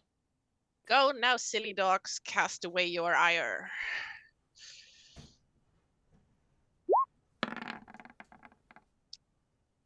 And I'm using my lure die. Yep. Oh, fiddlesticks.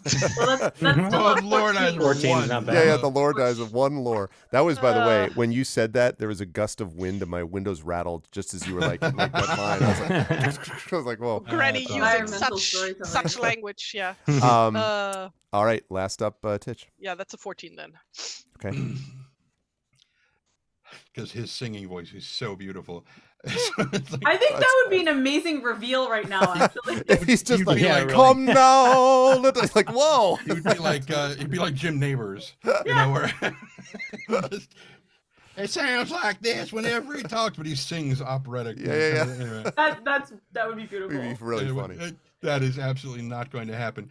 So, hobbits only hope to help. Come, dogs, do not be dire. All right. What's written in there, and you said it was okay. Yeah, I know. I wanted to say don't, but that was my bad. All right, so go ahead and make the performance check. Performance check. Okay. Where is it? There it is. Natural 20. That's what I'm talking about.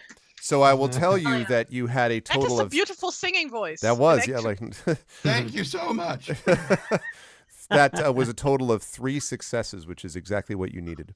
Oh, thank goodness. Also, by the way, just quick one note before we move on. I do want to mention that what Tom was saying about the animals is actually true. The kindnesses that you've shown to animals throughout the adventure lessened the time before Tom got there.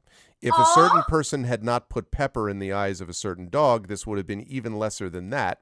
But I'm just saying, no, but no, the stuff with the owl and everything else was all taken into account for this. So I just wanted to bring that up. Anyway, so when you say this, the rhyme is there, and they sort of like pace towards you. And the one that was sort of covered in dirt that you threw dirt at, Coriander, like comes up to you. And then you see the red light kind of fading, and you see their shoulders sort of kind of slouch a little bit, and you're just looking at a emaciated and, kind of obviously filthy and all that, but brown-eyed basically dog. And now you have to name these two. The question is, what are you going to name them? Now I didn't understand this from Tom. Are we supposed to try to intuit their former names, or can we name them something else? Name them something you think is appropriate for a dog in this world. Cal puts forth Hearth and Home for sort of guarding the Shire, being in the Shire, being part of the Shire, that sort of thing. That's lovely. I love that. I think that's great. Yes, I definitely took under advisement whoever it was in the chat who was like Grip and Fang. Grip and Fang. That's also really great. But they are 2 of 3, if I'm remembering right. Right. Yes. There's a third dog. Who was it? It was Wolf. Grip, Fang, and Wolf, I think. But I like Hearth and Home. I think those are beautiful. Although it does occur to me, if you try to call them That might be Yeah. tricky. Come But you home, want to home. get home to come home. And you just Go home. Yeah, right. Exactly. You're just like, home, and she just stands there and looks at you. Like, no, Home. Go home. I Home. think if Stop. Coriander had her druthers, she like when I was pondering names, I was gonna call them Pepper and Thorn. But Carson Holmes, Amal, yes. like, remember what I said earlier about Coriander's like repurposing names? Yeah, Reowning yeah. names? Like, this would be a great case of like her going like, oh yeah, she like took that person's name and now she's gonna give it to that dog type of Names, situation.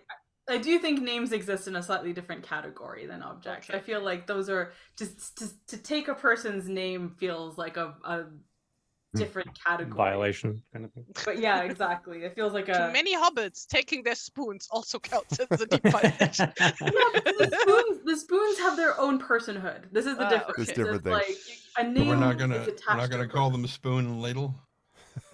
Oh my god. Button and spoon. Button and spoon would be great. So we've got That must Button be and so Spoon, cute. Hearth and Home, Grip and Fang. Do we have any? I vote Button and Spoon. That's adorable. You combine them all. And Hearth, Buck, and Grip, it's and very Shire. Grippin. It is very Shire because Yeah, Tetch that's was true. thinking hero and something, but I hadn't thought of the second one because I mean I know that doesn't fit the naming ceremony. I was kind of like, do we want to open it up to the chat to like decide? Ooh. Or I mean this is the last episode. Who's gonna last yell at us? episode. Yeah, I mean, you could do that. I don't mind you doing that. Except that I, for the sake of time, I don't want us to because we it's need. 3. Gosh. Yeah, okay. so Yeah. I kind of. Dog, You know, I I vote actually I Button can't and do that, Spoon. chat. I'm sorry. We need Okay. we need to kind By of move things forward. acclamation, then choices go forth. All right. So what is the decision made? What did you folks vote for? Did you vote on the? So I think you said Tari was the Button and Yes. Spoon. Button and spoon. Okay, Cal, what do you think? You got Hearth and Home. You got Button and Spoon. Yeah. I mean, Button and Spoon has the same sort of spirit Yeah, I think it as makes Hearth them... and Home, so I'm okay with that. Okay. What do you think, Trent? I'm gonna roll a d20. Okay. And if it's even, it's Button and Spoon. If it's odd, it's the Hearth and Home. Thank you. Yeah. Bleh. Wispy in chat also thinks Button and Spoon. Okay. Where's my d20 at? Where my d20 at? No, that's a turn order. Get out of the way. D20. Oh, speaking of which, I should close that now. 17. So Hearth and Home. Hearth and Home. Okay, so we have Hearth and Home. We have Button and Spoon. Coriander and sorry, Cal, you said Button and Spoon was what you said as well. Yeah. So Button and Spoon, okay. Hearth and Home, Button and Spoon. So Coriander, you can either tie this up, or you can. Or you could mess this up. One of you. In which case it goes to the default Bob or the other brother Bob. No, I think Oh. I think in the interest of rapping, I think Button and Spoon Okay. sound great, and I think that's adorable. So when you name them these Button and Spoon, is Button the one that attacked you multiple times, or is that Spoon? I think that's Button. Okay. When you name these things, the eyes had already faded and the shoulders sort of pick up again. And both of them sort of nuzzle up against each of you in turn, like Button, Coriander, Spoon, Cal, and then Granny and Titch, they all come around to all of you. Button comes back and gives you an extra sort of nuzzle as well. And then, yeah, exactly. And then they bound off looking for all the world like 3-month-old puppies, having a sort of joyous play with each other to play on the paths of the old forest, running quickly beyond the edge of of your sight. Having released these hounds from their curse, you make your way back from the old forest towards the Shire, and interestingly, the roots that got in your way, all those dex checks I was having you make and everything when you were running after them, they don't impede your travel in the least on the way back. In fact, the path seems clear and smooth and flat, and you would have sworn that it was not that way when you came this way. And once you arrive back in Buckland, you were given a warm welcome by Gorbadoc Brandybuck and a night of fine eating and resting, along with, of course, Bilbo, who embraces all of you. And it was indeed Bilbo who had found by secret paths that he would not explain the way to Bombadil, who was waiting close by, as he told you, because he had heard something of your coming, of the party's coming, and called upon you. And finally, when you cross the Brandywine back into the Marish, you arrive at Farmer Maggot's house just in time for dinner, and you find the farmer is intent on rebuilding his chicken coop.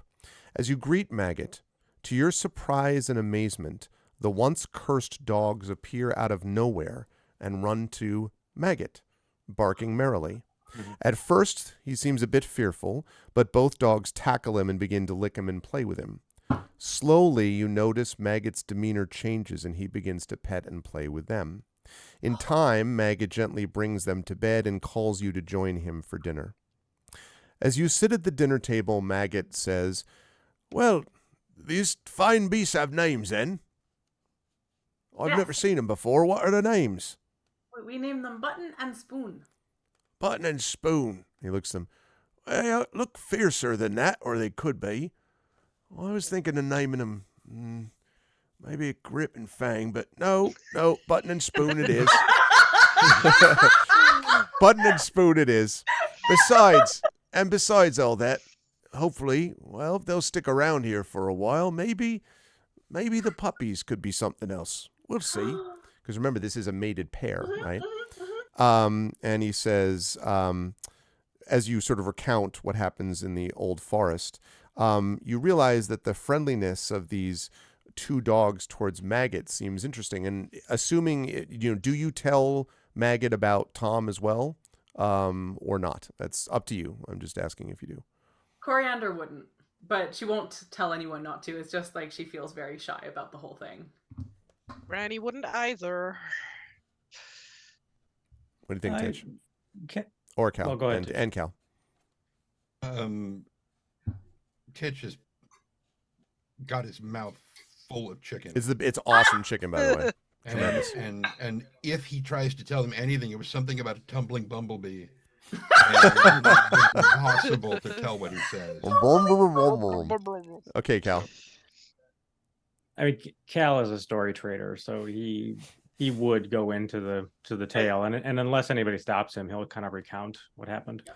And when you do that, Maggot sort of, "I've met that old fellow before. He's a strange one, he is. Yellow hat and bright boots, and sometimes it's yellow boots and bright blue hat. He's a strange one. But all the same, the creatures around there seem to, well, I've never seen him ever actually get lost or seem frightened at all. I think there's something about him that's part of that forest, or at least the good part." And he looks down at the dogs who are now both slumbering with their heads between their paws, and he says, "I wasn't one to keep beasts around, but these ones seem rather fond, and I might make some fine breeding stock down the line. I could use some help around here in the farm, too. They'd be protectors in the family, and, well, I hate to see anything they haven't eaten well, and that's right enough.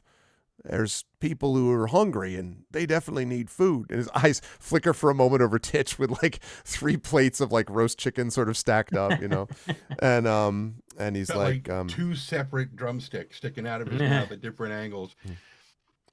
And he says, "Thank you for everything you've done for all of us. I feel better than I have in many a year, actually. And I'd say that most of the people around here that feel the same way. If you ever need anything, just you have nothing to do but come ask. And I'll remember this. Maybe in the future there's people come by I can try to pass along the favor and do them something good as well. I'm grateful, though." And one of the dogs sort of snorts and then kind of like leans over, so Maggot, goes down and like rubs his belly. I believe this is Spoon that does that. The next day, as you were all walking back to the Shire with Bilbo, Bilbo says, "I think I've had a wonderful little adventure. We all have, and I've finally got enough research gathered for my book. I am so grateful to all of you for that. You'll all be invited to the next party I throw, and every party to come. I won't ever forget it. And I think it's important for all of you that you remember what you've done here. You had your own part to play, you know. That's the thing about stories. They go on until there's not more pages to be done for you, but the pages continue for everyone else. That's how the book works. And someday you'll be part of the fabric of a great story. And that's worth quite a bit, I think. Coriander, do you know what you're going to do next, child? Besides, talk to your parents, of course, maybe with Lavender's help here about what you've been up to. Oh, she's grounded. What? You are grounded for lifetime, young lady. No! You scared me to death.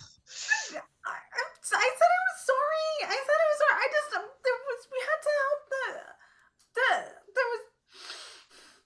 Well, maybe I won't be grounded.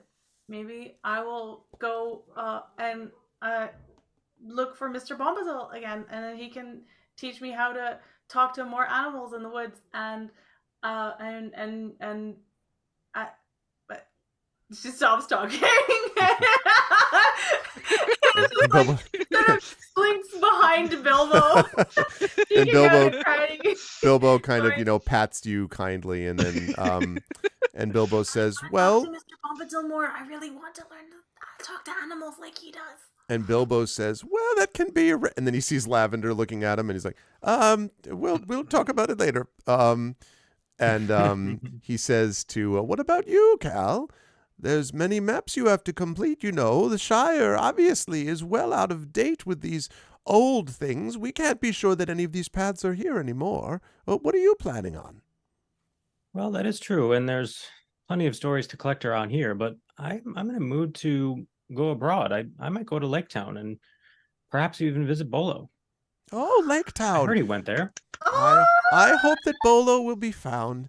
I would love to hear from him again, and that would be wonderful. You could even chart the course over and make it possible for people to cross over things. The Misty Mountains can be dangerous. I know that all too well, and perhaps you can find a new way to make the trip.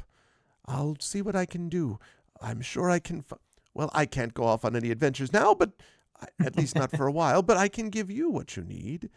And he kind of, starts thinking it through about different possibilities. And then he says, "And Granny, what about you?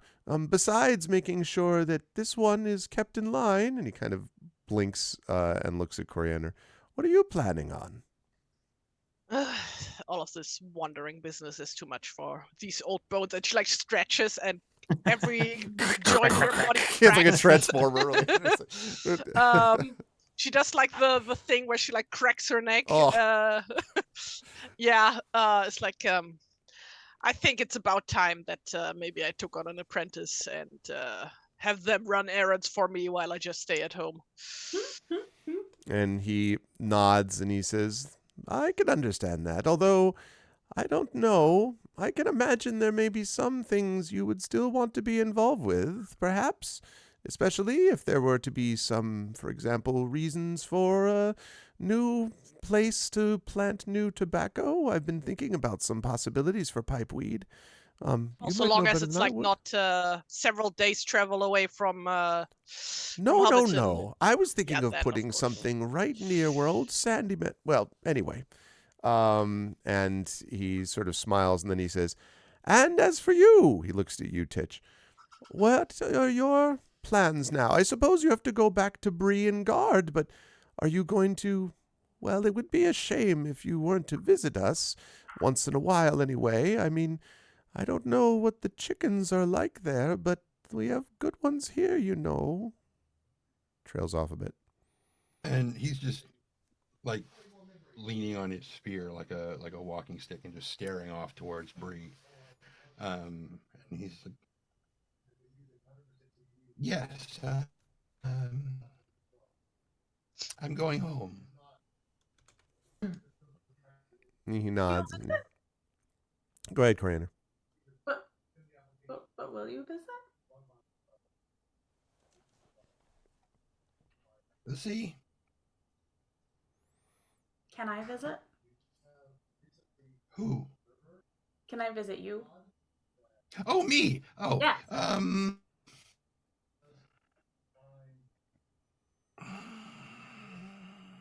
I'd give her a chicken. What good would giving her a chicken do? If it was delicious. Keep her Bribe him! here. Uncle Bilbo, I think that Titch is enough of my friend that he will want me to come visit without being bribed with chickens. Probably. Oh, it's a bribe for me. Oh, I see. Okay. He's so honest, he can't even recognize a bribe when it's being offered to him. I think that speaks very well of him. She's still extremely, like, big-eyed and just kind of waiting. She's gonna wait as long as the day. 2 holidays a year. Out of all of the holidays, or just just total? Like, can I visit any time I want, and also on 2 holidays, or only on 2 holidays? Can visit only on 2 separate holidays. That's it? That's all you want to see me? And he doesn't really say anything else. He's still just staring off towards home. Oh. Okay. Preferably not during the rainy season. Okay. I'll try. She's 100% gonna just keep visiting whenever she. Yeah. I know. I figured as much. I figured as much. Now, the question is, will Titch find a spoon after she leaves, or will he find a spoon missing after she leaves? Right. A very good question. Maybe it'll change every visit. He has it, then he loses it, and he gets it back. Replaced with a different one. Also, she's totally gonna be like, she's gonna lean in close and she's gonna say, "By the way, I saw you doing magic, and I want you to do it again. Not right now, but at a later time. Make your spear be shiny and sparkly." It's just linseed oil. I don't. I know. I saw. That's it. Linseed. Sure. Exactly. Yeah. As the sun, which has now reached its full noon height, and the hobbits and the Man of Bree make their way with Bilbo, I think the camera would pull back to reveal a somewhat venerable dwarf who is kind of looking just at the edges of the Shire, and he gets a big smile on his face, and he says, "Well, that's what I would have hoped," and then turns and heads off, and we bring an end to Shire Adventures. Lovely work, everybody. Yay. And good stuff, folks. That was a lot of fun.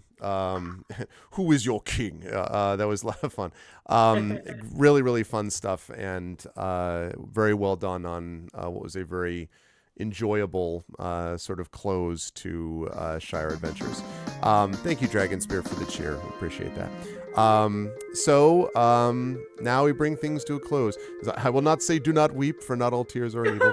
But I will start with Tren, bottom right of the set of squares. Tren, great stuff from Titch the Whole Adventure. I really enjoyed seeing Titch develop. Joking aside about the love for chickens, there was obviously much more to Titch than that. We got the sense of someone who was like really devoted to his duty. I liked the idea that there is almost a bittersweet element to it, since the whole backstory is that eventually, down the line, Titch is going to face a certain end, a certain particular kind of end. But I like the idea that Titch was able to... Nothing, tra-la-la. Yeah, never mind. Just think about... He's the gate guard who gets trampled in the Lord of the Rings. That was Titch's backstory. Yeah, that's true. Oh, not backstory, forward story. That's more a forward like. story. Yeah, I guess that's true. That's true. The future is not yet written. And so Sure. Well, I mean, it literally is written. So Yeah, it's right there. in the multiverse, here. maybe in the multiverse version, it's his front story. Listen, they're not Grip and Fang anymore. We've changed everything. That's true. So, Well, the thing is that they actually, the breeding stock, like in terms of They years, sire actually them. fits better that they are the sires to Yeah. Grip and Fang.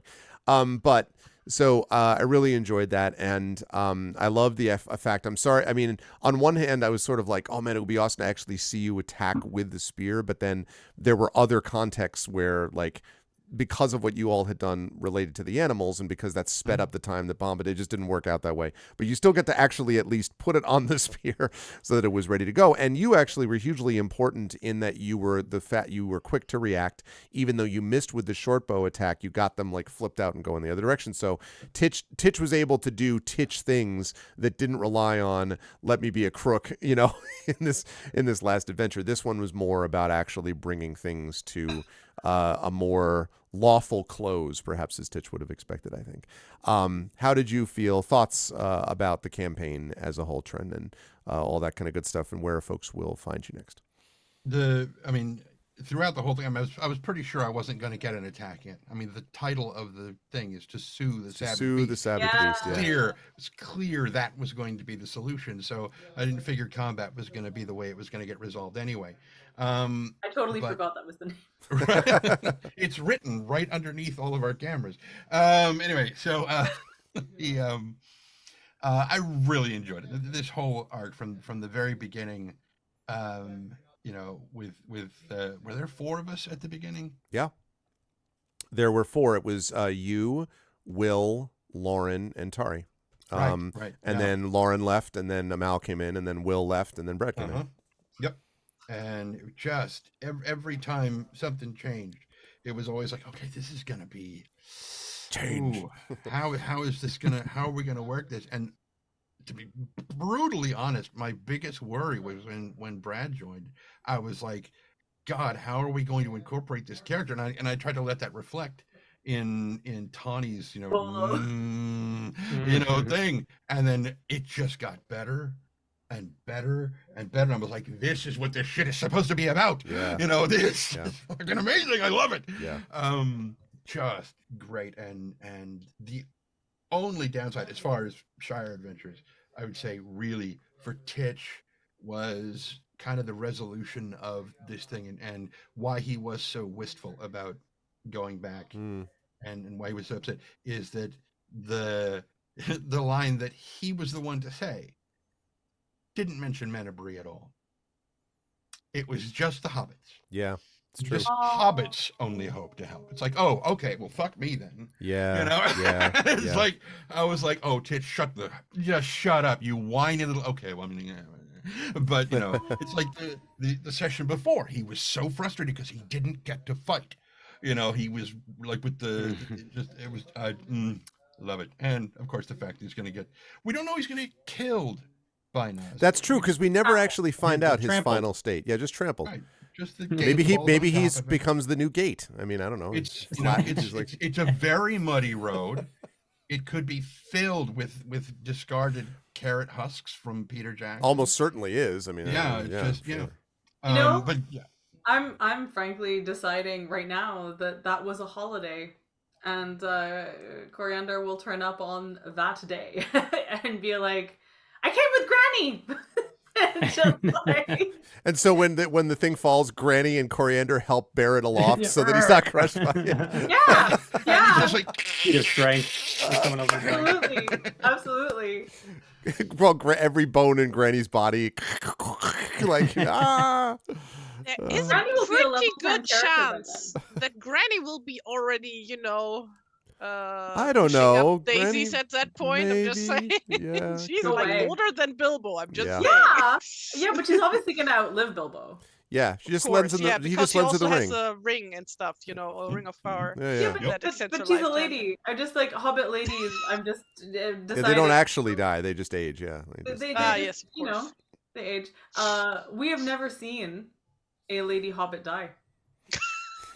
that's why what's her name Sackville Baggins is so upset with Bilbo for having lived so long because Yep. men don't live that long. Right. There you go. Right. Canonical, right there.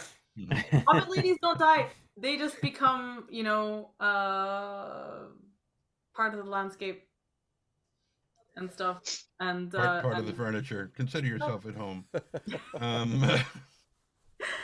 I was gonna go to a thing where like they're actually Entwives, but no, that's right. Oh wow. That's why we can't find them. They're tiny. Yeah. Yeah. So where will people see me next? Back here for more Eberron, with another character who's kind of cranky. That's true. Different kind of cranky. Different kind of cranky. Yeah. But yeah, and then at some point, next, like a month from now, or whenever, back here. And we by the way, chat, have made the basic details of the characters for Tari and Tren. So that's going to be very exciting. I was talking to Tren a little bit about that before the stream today. So yep, and Tren's character's name is It's not far off. Like I was reading the description in the Beowulf channel, and then it's like poor Greg's gonna have to. I think Tari's like Greg's gonna have a stroke trying to pronounce this because it's just gonna be. I'm like his name is like just I'm just gonna like mumble every time. And if I remember correctly, you have trouble rolling your R's. Yeah, I can't roll R's. Right, I'm so just like I can't do it. Name, and it's gonna be awesome. Rah, rah, rah. Right. Get ready for a lot of roaring, is what I'm gonna say. But Tren, welcome to my world of Icarus. Yeah. Right. This is where I get back to you for all that stuff. It's true. I deserve what I get. Tren, I will see you for both that and for this, but it's been a really great pleasure. Thank you for doing so well with Titch. Likewise. Moving right along to Tari with Granny. Granny was really it was really great for me, not only because of the relationship that was obviously built in with Coriander, but the fact that all the time I felt like Granny was the built-in historian who could just be like, well, actually, here's the connection between the relationships of XYZ and how, so-and-so knows whatever, which got as much or even more use than some of the like medicine checks or the herb lore, was a lot of just sort of the general historical lore that we got from Granny. And I love the image in today of like Granny running through the woods and then just bursting in and just being like, what the mother, just like firing out a bunch of curses that somehow gives Coriander a lore die. Like that was just, all of that was great. And I think really sort of established, I mean, I want more adventures also to feature characters that are older instead of everything being pitched to like, all adventure ends at 40. Like where is that written? And well, why? Technically, in the rules. Yeah, but even there though, we but that's what I'm saying. Like like it doesn't make sense to me, especially for, I don't know. I liked the fact that we chose an older character for you and that you were willing to do that. And it was lovely to see you play through that and really embrace it, even at hours that were sometimes ungodly for you, I know. They weren't that ungodly. Well, they were just, late. But Tari, it was a pleasure. Any last thoughts about this? Of course, we'll have you back for Beowulf, but any last thoughts about this campaign and so on? Well, like first of all, thank you all very much for like the past years. This campaign has been I don't know how to say that in English. Say it in German. Mein Fels in der Brandung. My rock in the waves or something. Oh, nice. So I love you guys all very much, and I'm hoping that the next game is also gonna be a lot of fun, even though it's not gonna be with this group. And I'm just I'm glad to have been part of this. Me too. And I'm not crying. This is just the cold. No, it's clearly just the cold. And your art that immortalized these characters, Tari, the incredible art, not just the overlays, but the character art, Yeah. But yeah, like I feel truly privileged to have been part of such a fun group. Yeah. End of an era, guys. Yeah. So up to looking forward to the next 7 years, I suppose. 6 years, 7 years. It's been a really long time. Yeah, to be fair, like with 6.5 years. Pandemic in between, that kind of like condensed things a bit down, I feel. Yeah. We had like I don't know, 3 years that like felt simultaneously like 3 months and the whole decade. Yep. Somehow. Yep. So yeah, so after this, people are gonna see me for Beowulf, of course, and for more gamebook illustration streams. I again forgot the name of the book that we are currently doing. Chasms of Malice. Chasms of Malice. It's a very subtle book, very nuanced. It's so very, very subtle, very nuanced, and it's like, and you fight a monster, and you fight a monster. Yeah, it really is, pretty much. But yeah, like for Beowulf, somebody in chat, TomTom, already mentioned that like our old sagas and stuff that is very appealing to Germans, and it's like, yeah, really into that shit. So I mean, the Nibelungenlied, the Nibelungen Saga was like my first big fantasy love, which got me into Lord of the Rings and all that kind of jazz. So yeah, like I can't promise anybody that I'm like gonna be doing a lot of like Beowulf references, because I'm not really super familiar with that story in particular, but I am familiar with the Eddas and the Nibelungen and a bunch of other saga stuff, so very familiar with the genre of these kind of books. And I'll be dropping historical factoids left and right, because I'm also really into pre-Christian European history in general. So that is I'm gonna annoy Greg so much, and just gonna throw all the names at him that he will not be able to pronounce, like with No, you're going to be a resource for me, as I'm going through. So I should just like write like a list of like various names for various cultures that you can just like use for random NPCs that I come across. So that that's probably right. My worry was I was just going to do this, and you're going to be like, no, it's pronounced like this, you pleb. No, that's not a this thing. It's like, So to be fair, this actually fits, because my character is going to be from the Lower Rhineland region, which is in modern day Germany, on the like Dutch border. But like most of the campaign, I'm assuming, is going to take place in what is today England, right? It's going to be take place in the Whale Road. So, but we'll talk about it when we get there, but like anyway. like she's gonna encounter a lot of people who like speak different languages, right? Yeah, that's true. Yes.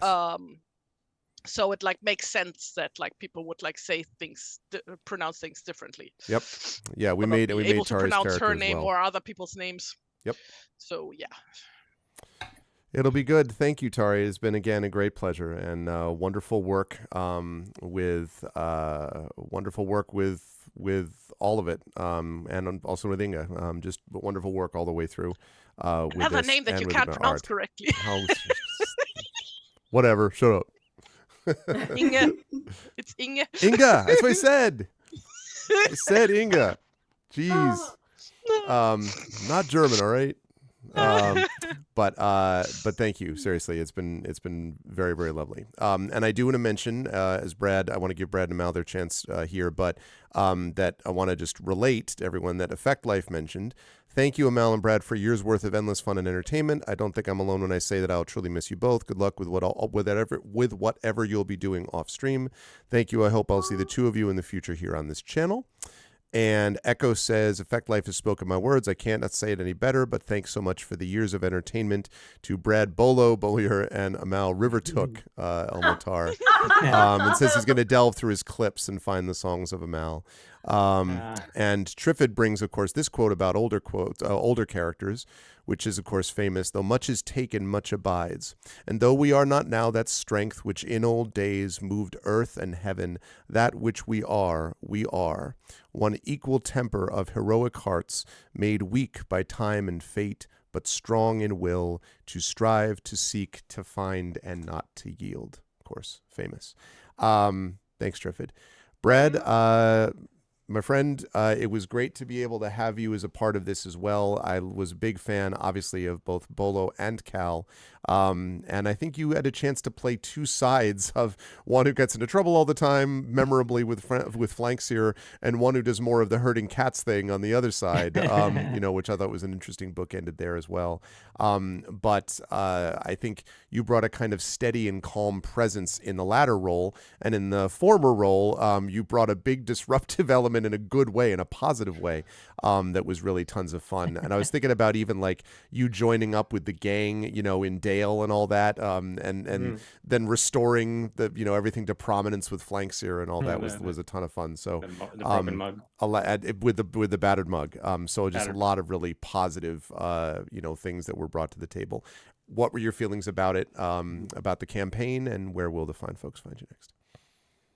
Yeah, it's been really great over the past bunch of years. I'd known Amal, but just slightly from conventions, meeting a couple of times, and Trinitari I hadn't met at all. So it's been great to get to know you guys and play, and converse before and after, the adventures and stuff. And I have genuinely not met a better GM in my life. This has been great, and you are awesome. So this has been really fun and great to experience. So thank you as well for all the adventuring and the fun and the laughs. You guys have heard this, and correct me if I get this wrong, but if The Hobbit is fairy tale, then Lord of the Rings is legend and Silmarillion is myth, right? Yeah. And we got to experience 2 of those 3, and I think in a very genuine way, right? The previous adventures felt legendary to me, and this felt fairy tale-ish to me, and it was just great to be in that world and to experience it like the books portrayed them, right? Seeing the characters and being part of it ourselves, both in Lord of the Rings world and the Hobbit world. So that's, I don't know, it's a real treasure, for me as a Tolkien lover, Lord of the Rings lover, to get to experience those 2 things sort of separately. And just talking about, this set of adventures, I just really liked how things bookended from the crossing of the river, this is a really simple adventure, right? To now, like something that was, dangerous and a little bit dire, but still in keeping with the Hobbit, right? It still felt not quite over the line from fairy tale into legend and stuff. It kept that feel. So certainly not the war stories we got at the end of Middle Earth, right? Yeah. So that the arc to me felt really great. Things did progress, but not to the point, that they were that, dire and such. So it felt right, so that was great. So yeah, just really happy. I'm sad to be, parting, but I will call right now with some caveats. We were talking beforehand about the Tales of the Shire, this new adventure that's coming out. And if it's multiplayer and if it's good, we should do a reunion episode where we all play. Yeah, I think that would be fun. But we'll just have or to see. That Return to Moria thing, which is multiplayer. I just want to point that out. Like, there's also that too. Yeah, we totally should think about that at some point. That'd be a lot of fun. Oh my God, yeah, I would love to do something like that. And then also, thanks to Chad, it's been fun to to have you guys with us along the journey. So I really appreciate hanging out with us, and the giving of all the advantages to us along the way and saving us so many times, right? So that was really cool. This was Chad's journey too. It's true. Yeah, so even though I'm leaving, catch up with me on quillings.com. I have my socials are there. Look for me on YouTube at A Novel Approach or my full name. And then keep an eye out. I will plug just one last time. The Dragons of Deepwood Pen, book 1 of a new epic fantasy series comes out in just a week or so. So look out for that.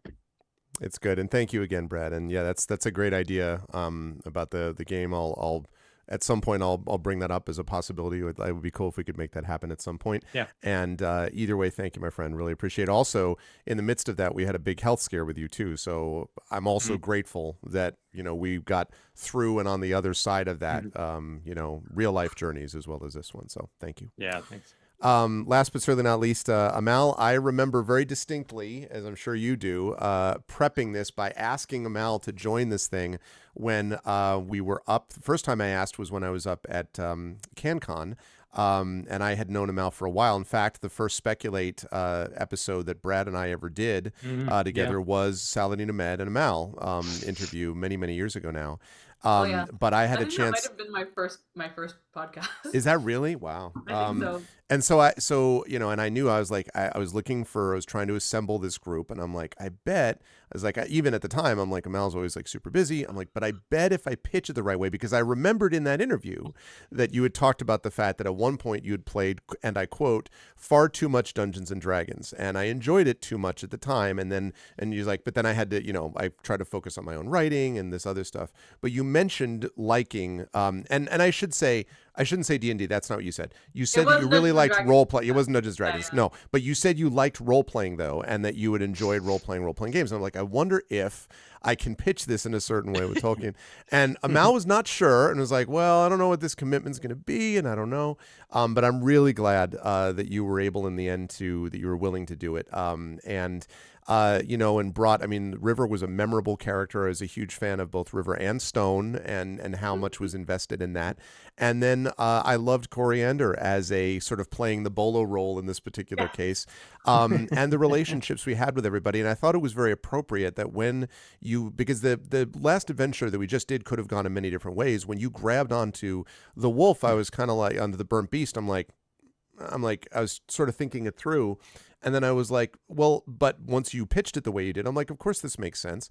And the idea of all of your companions immediately running after you without being like, well, she deserves what she gets. Like, I expect Granny would run after her, but I could imagine scenarios where, like, including Titch, I could imagine scenarios where it could have been like, I don't know. So the fact that you were willing to do what was necessary, and that everyone had connected to Coriander despite Coriander's tendency to cause trouble, which was part of what you had wanted to do from the very beginning, was really pleasant. It was really pleasant and was nice to see. And here, when you are being bitten up and it came very close for Coriander with the burnt beast, but at the same time there was a sense of bravery that I think really came through, that I think people really appreciated. You always got the sense that Coriander's heart was in the right place, and that's the thing that really mattered the most. So thoughts about, before we wrap up here, thoughts about the campaign and where the folks will see you next time.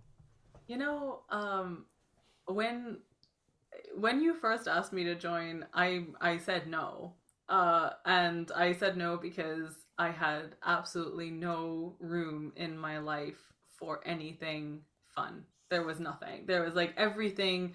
I was very much in the thick of that, monetize all your hobbies. Everything's a hustle. I was doing the most draining work that I was doing was work that wasn't paying me, the PhD. And I was doing all this other work in order to just, funnel time, energy, and resources into trying to resolve that. And it, I remember just a tiny window opening up in 2017 because I had a job that actually had a lot of downtime in it. That was I was available to students to talk to them about their essays. Basically, that was the TA-ship role that I had, and there was sufficient downtime in and around that I'm with an office, that I actually was like, oh, okay, no, I could do this. And the first possibly year that we were doing this, I was joining from that office, that office at on campus. And I could never have guessed at that point how long this was going to go and how it would just become just such a pillar of my life. I can't stress enough that once I started doing this, it was the only thing I was doing for fun for years. For years. It was the only thing that was not in any way attached to writing or getting making money from whatever, or it was just, this was only for me and only fun. And which is weird considering that it's also for an audience, and I do want to say that chat, thank you so much for all your company that you've kept all this time, literally and figuratively inspiring us constantly.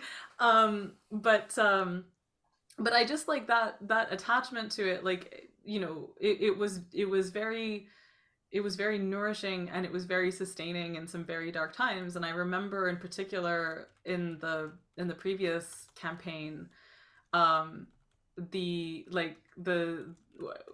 time when the first time they met the dragon Raynar, and talking to the dragon and stuff. That was during the pandemic, and that was I remember where I was when it happened. I remember it breaking through a lot of very bad feeling. I remember it kind of illuminating for me the shadow mechanic and how much that sort of touched on the experience of the world. in a way I fully intended to write about and still haven't, but whatever. And it just like has meant so much to me, and I really was going to just call it quits after that. Like I was going to be like, this, we've had a pinnacle, high point. What a great time to end, Shire Adventures there. But the prospect of playing hobbits with Tari in particular was too tempting. It was like it was just something that I felt like I would regret not having done. And like Tari's enthusiasm for hobbits specifically, and for playing family members and stuff together, Making that family tree. making that family Oh God, tree. the I family was tree. so blown away. I was like, wow, I was not prepared. I thought I was prepared, but I was not prepared. And it was just so beautiful and heartwarming. And I like, I wasn't ready to say goodbye to the crew yet either, I think. And it really, like, my life has changed in so many ways this year, that I realized that, like, I mean, in some ways positive, I mean, actually mostly positively, but one of the ways it's changed is that it's not, this doesn't have to be the only thing I do for fun anymore. And like, so I feel like the game has sort of accompanied me into a place where I have more room to do other things that are also nourishing, and that feels like a kind of appropriate place to say goodbye to a game that has brought me so much, especially like just through you guys and through getting to talk with you and have fun with you and do big scary stuff with you, and it's been so amazing. um and I'm sorry. You're just sick. It's fine, just That sick. cold. Issues. Yeah. I do want, if it's okay, I do want to read The Road Goes Ever On, because I really love it, and I think it's appropriate to where we started and where we've ended. So roads go ever on, over rock and under tree, by caves where never sun has shone, by streams that never find the sea, over snow by winter sown, and through the merry flowers of June, over grass and over stone, and under mountains in the moon. Roads go ever on, under cloud and under star, yet feet that wandering have gone turn at last to home afar. Eyes that fire and sword have seen, and horror in the halls of stone, look at last on meadows green, and trees and hills they long have known. Anyways, I'm really glad that we did all the stone stuff and all the meadow stuff too. And Yep. I'm really gonna miss you guys, and except that I will continue. I will actually learn to tune in. I have not previously. I've previously only come to take part in like our games, but I am actually gonna like tune in to see this Beowulf game. I really want to see what you guys do with it and stuff. So, and yeah, and just wish you guys all the best. And this has been wonderful. And where you can find me after this, actually, truck driver's gear change here, but I was just on a podcast that I really like called Musical Splainin'. We talked about a musical very dear to my heart called Notre Dame de Paris, and it's like the Hunchback of Notre Dame in French and so on. But anyway, I'll drop a link in the chat to that because it literally just dropped today. That's a place you can hear me also. But other than that, find me on my website, amadamahsab.com. I am, I think, going to be like kind of pulling back from a lot of social media in general, just the way the world is going and stuff. But I do want to keep like writing a newsletter and being connected that way, and tuning into cool stuff like this and seeing you guys. So that's the thing.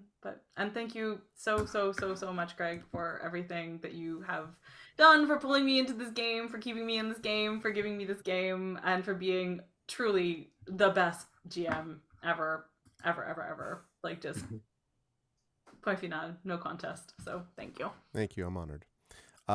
It was a great pleasure to have these wonderful people in this group. And I will say for myself, just briefly, that, Tolkien has been my favorite author for a long time, because it was the thing that sort of connected me to my parents and a variety of other reasons. And there is something always bittersweet about Tolkien, which is very special to me, which is the notion of friends that part and reconnect. And it's in that spirit that I hope we can think about this going forward. And chat, you deserve a lot of credit as well for having done this and being a part of that process one way or the other. So it's been really an honor, and a joy to be able to share with people that also love Tolkien the way that I do, this wonderful world, and to tell stories through it, which of course always are set in another world and are always speaking about ours, really. And so in that sense, out of a sense of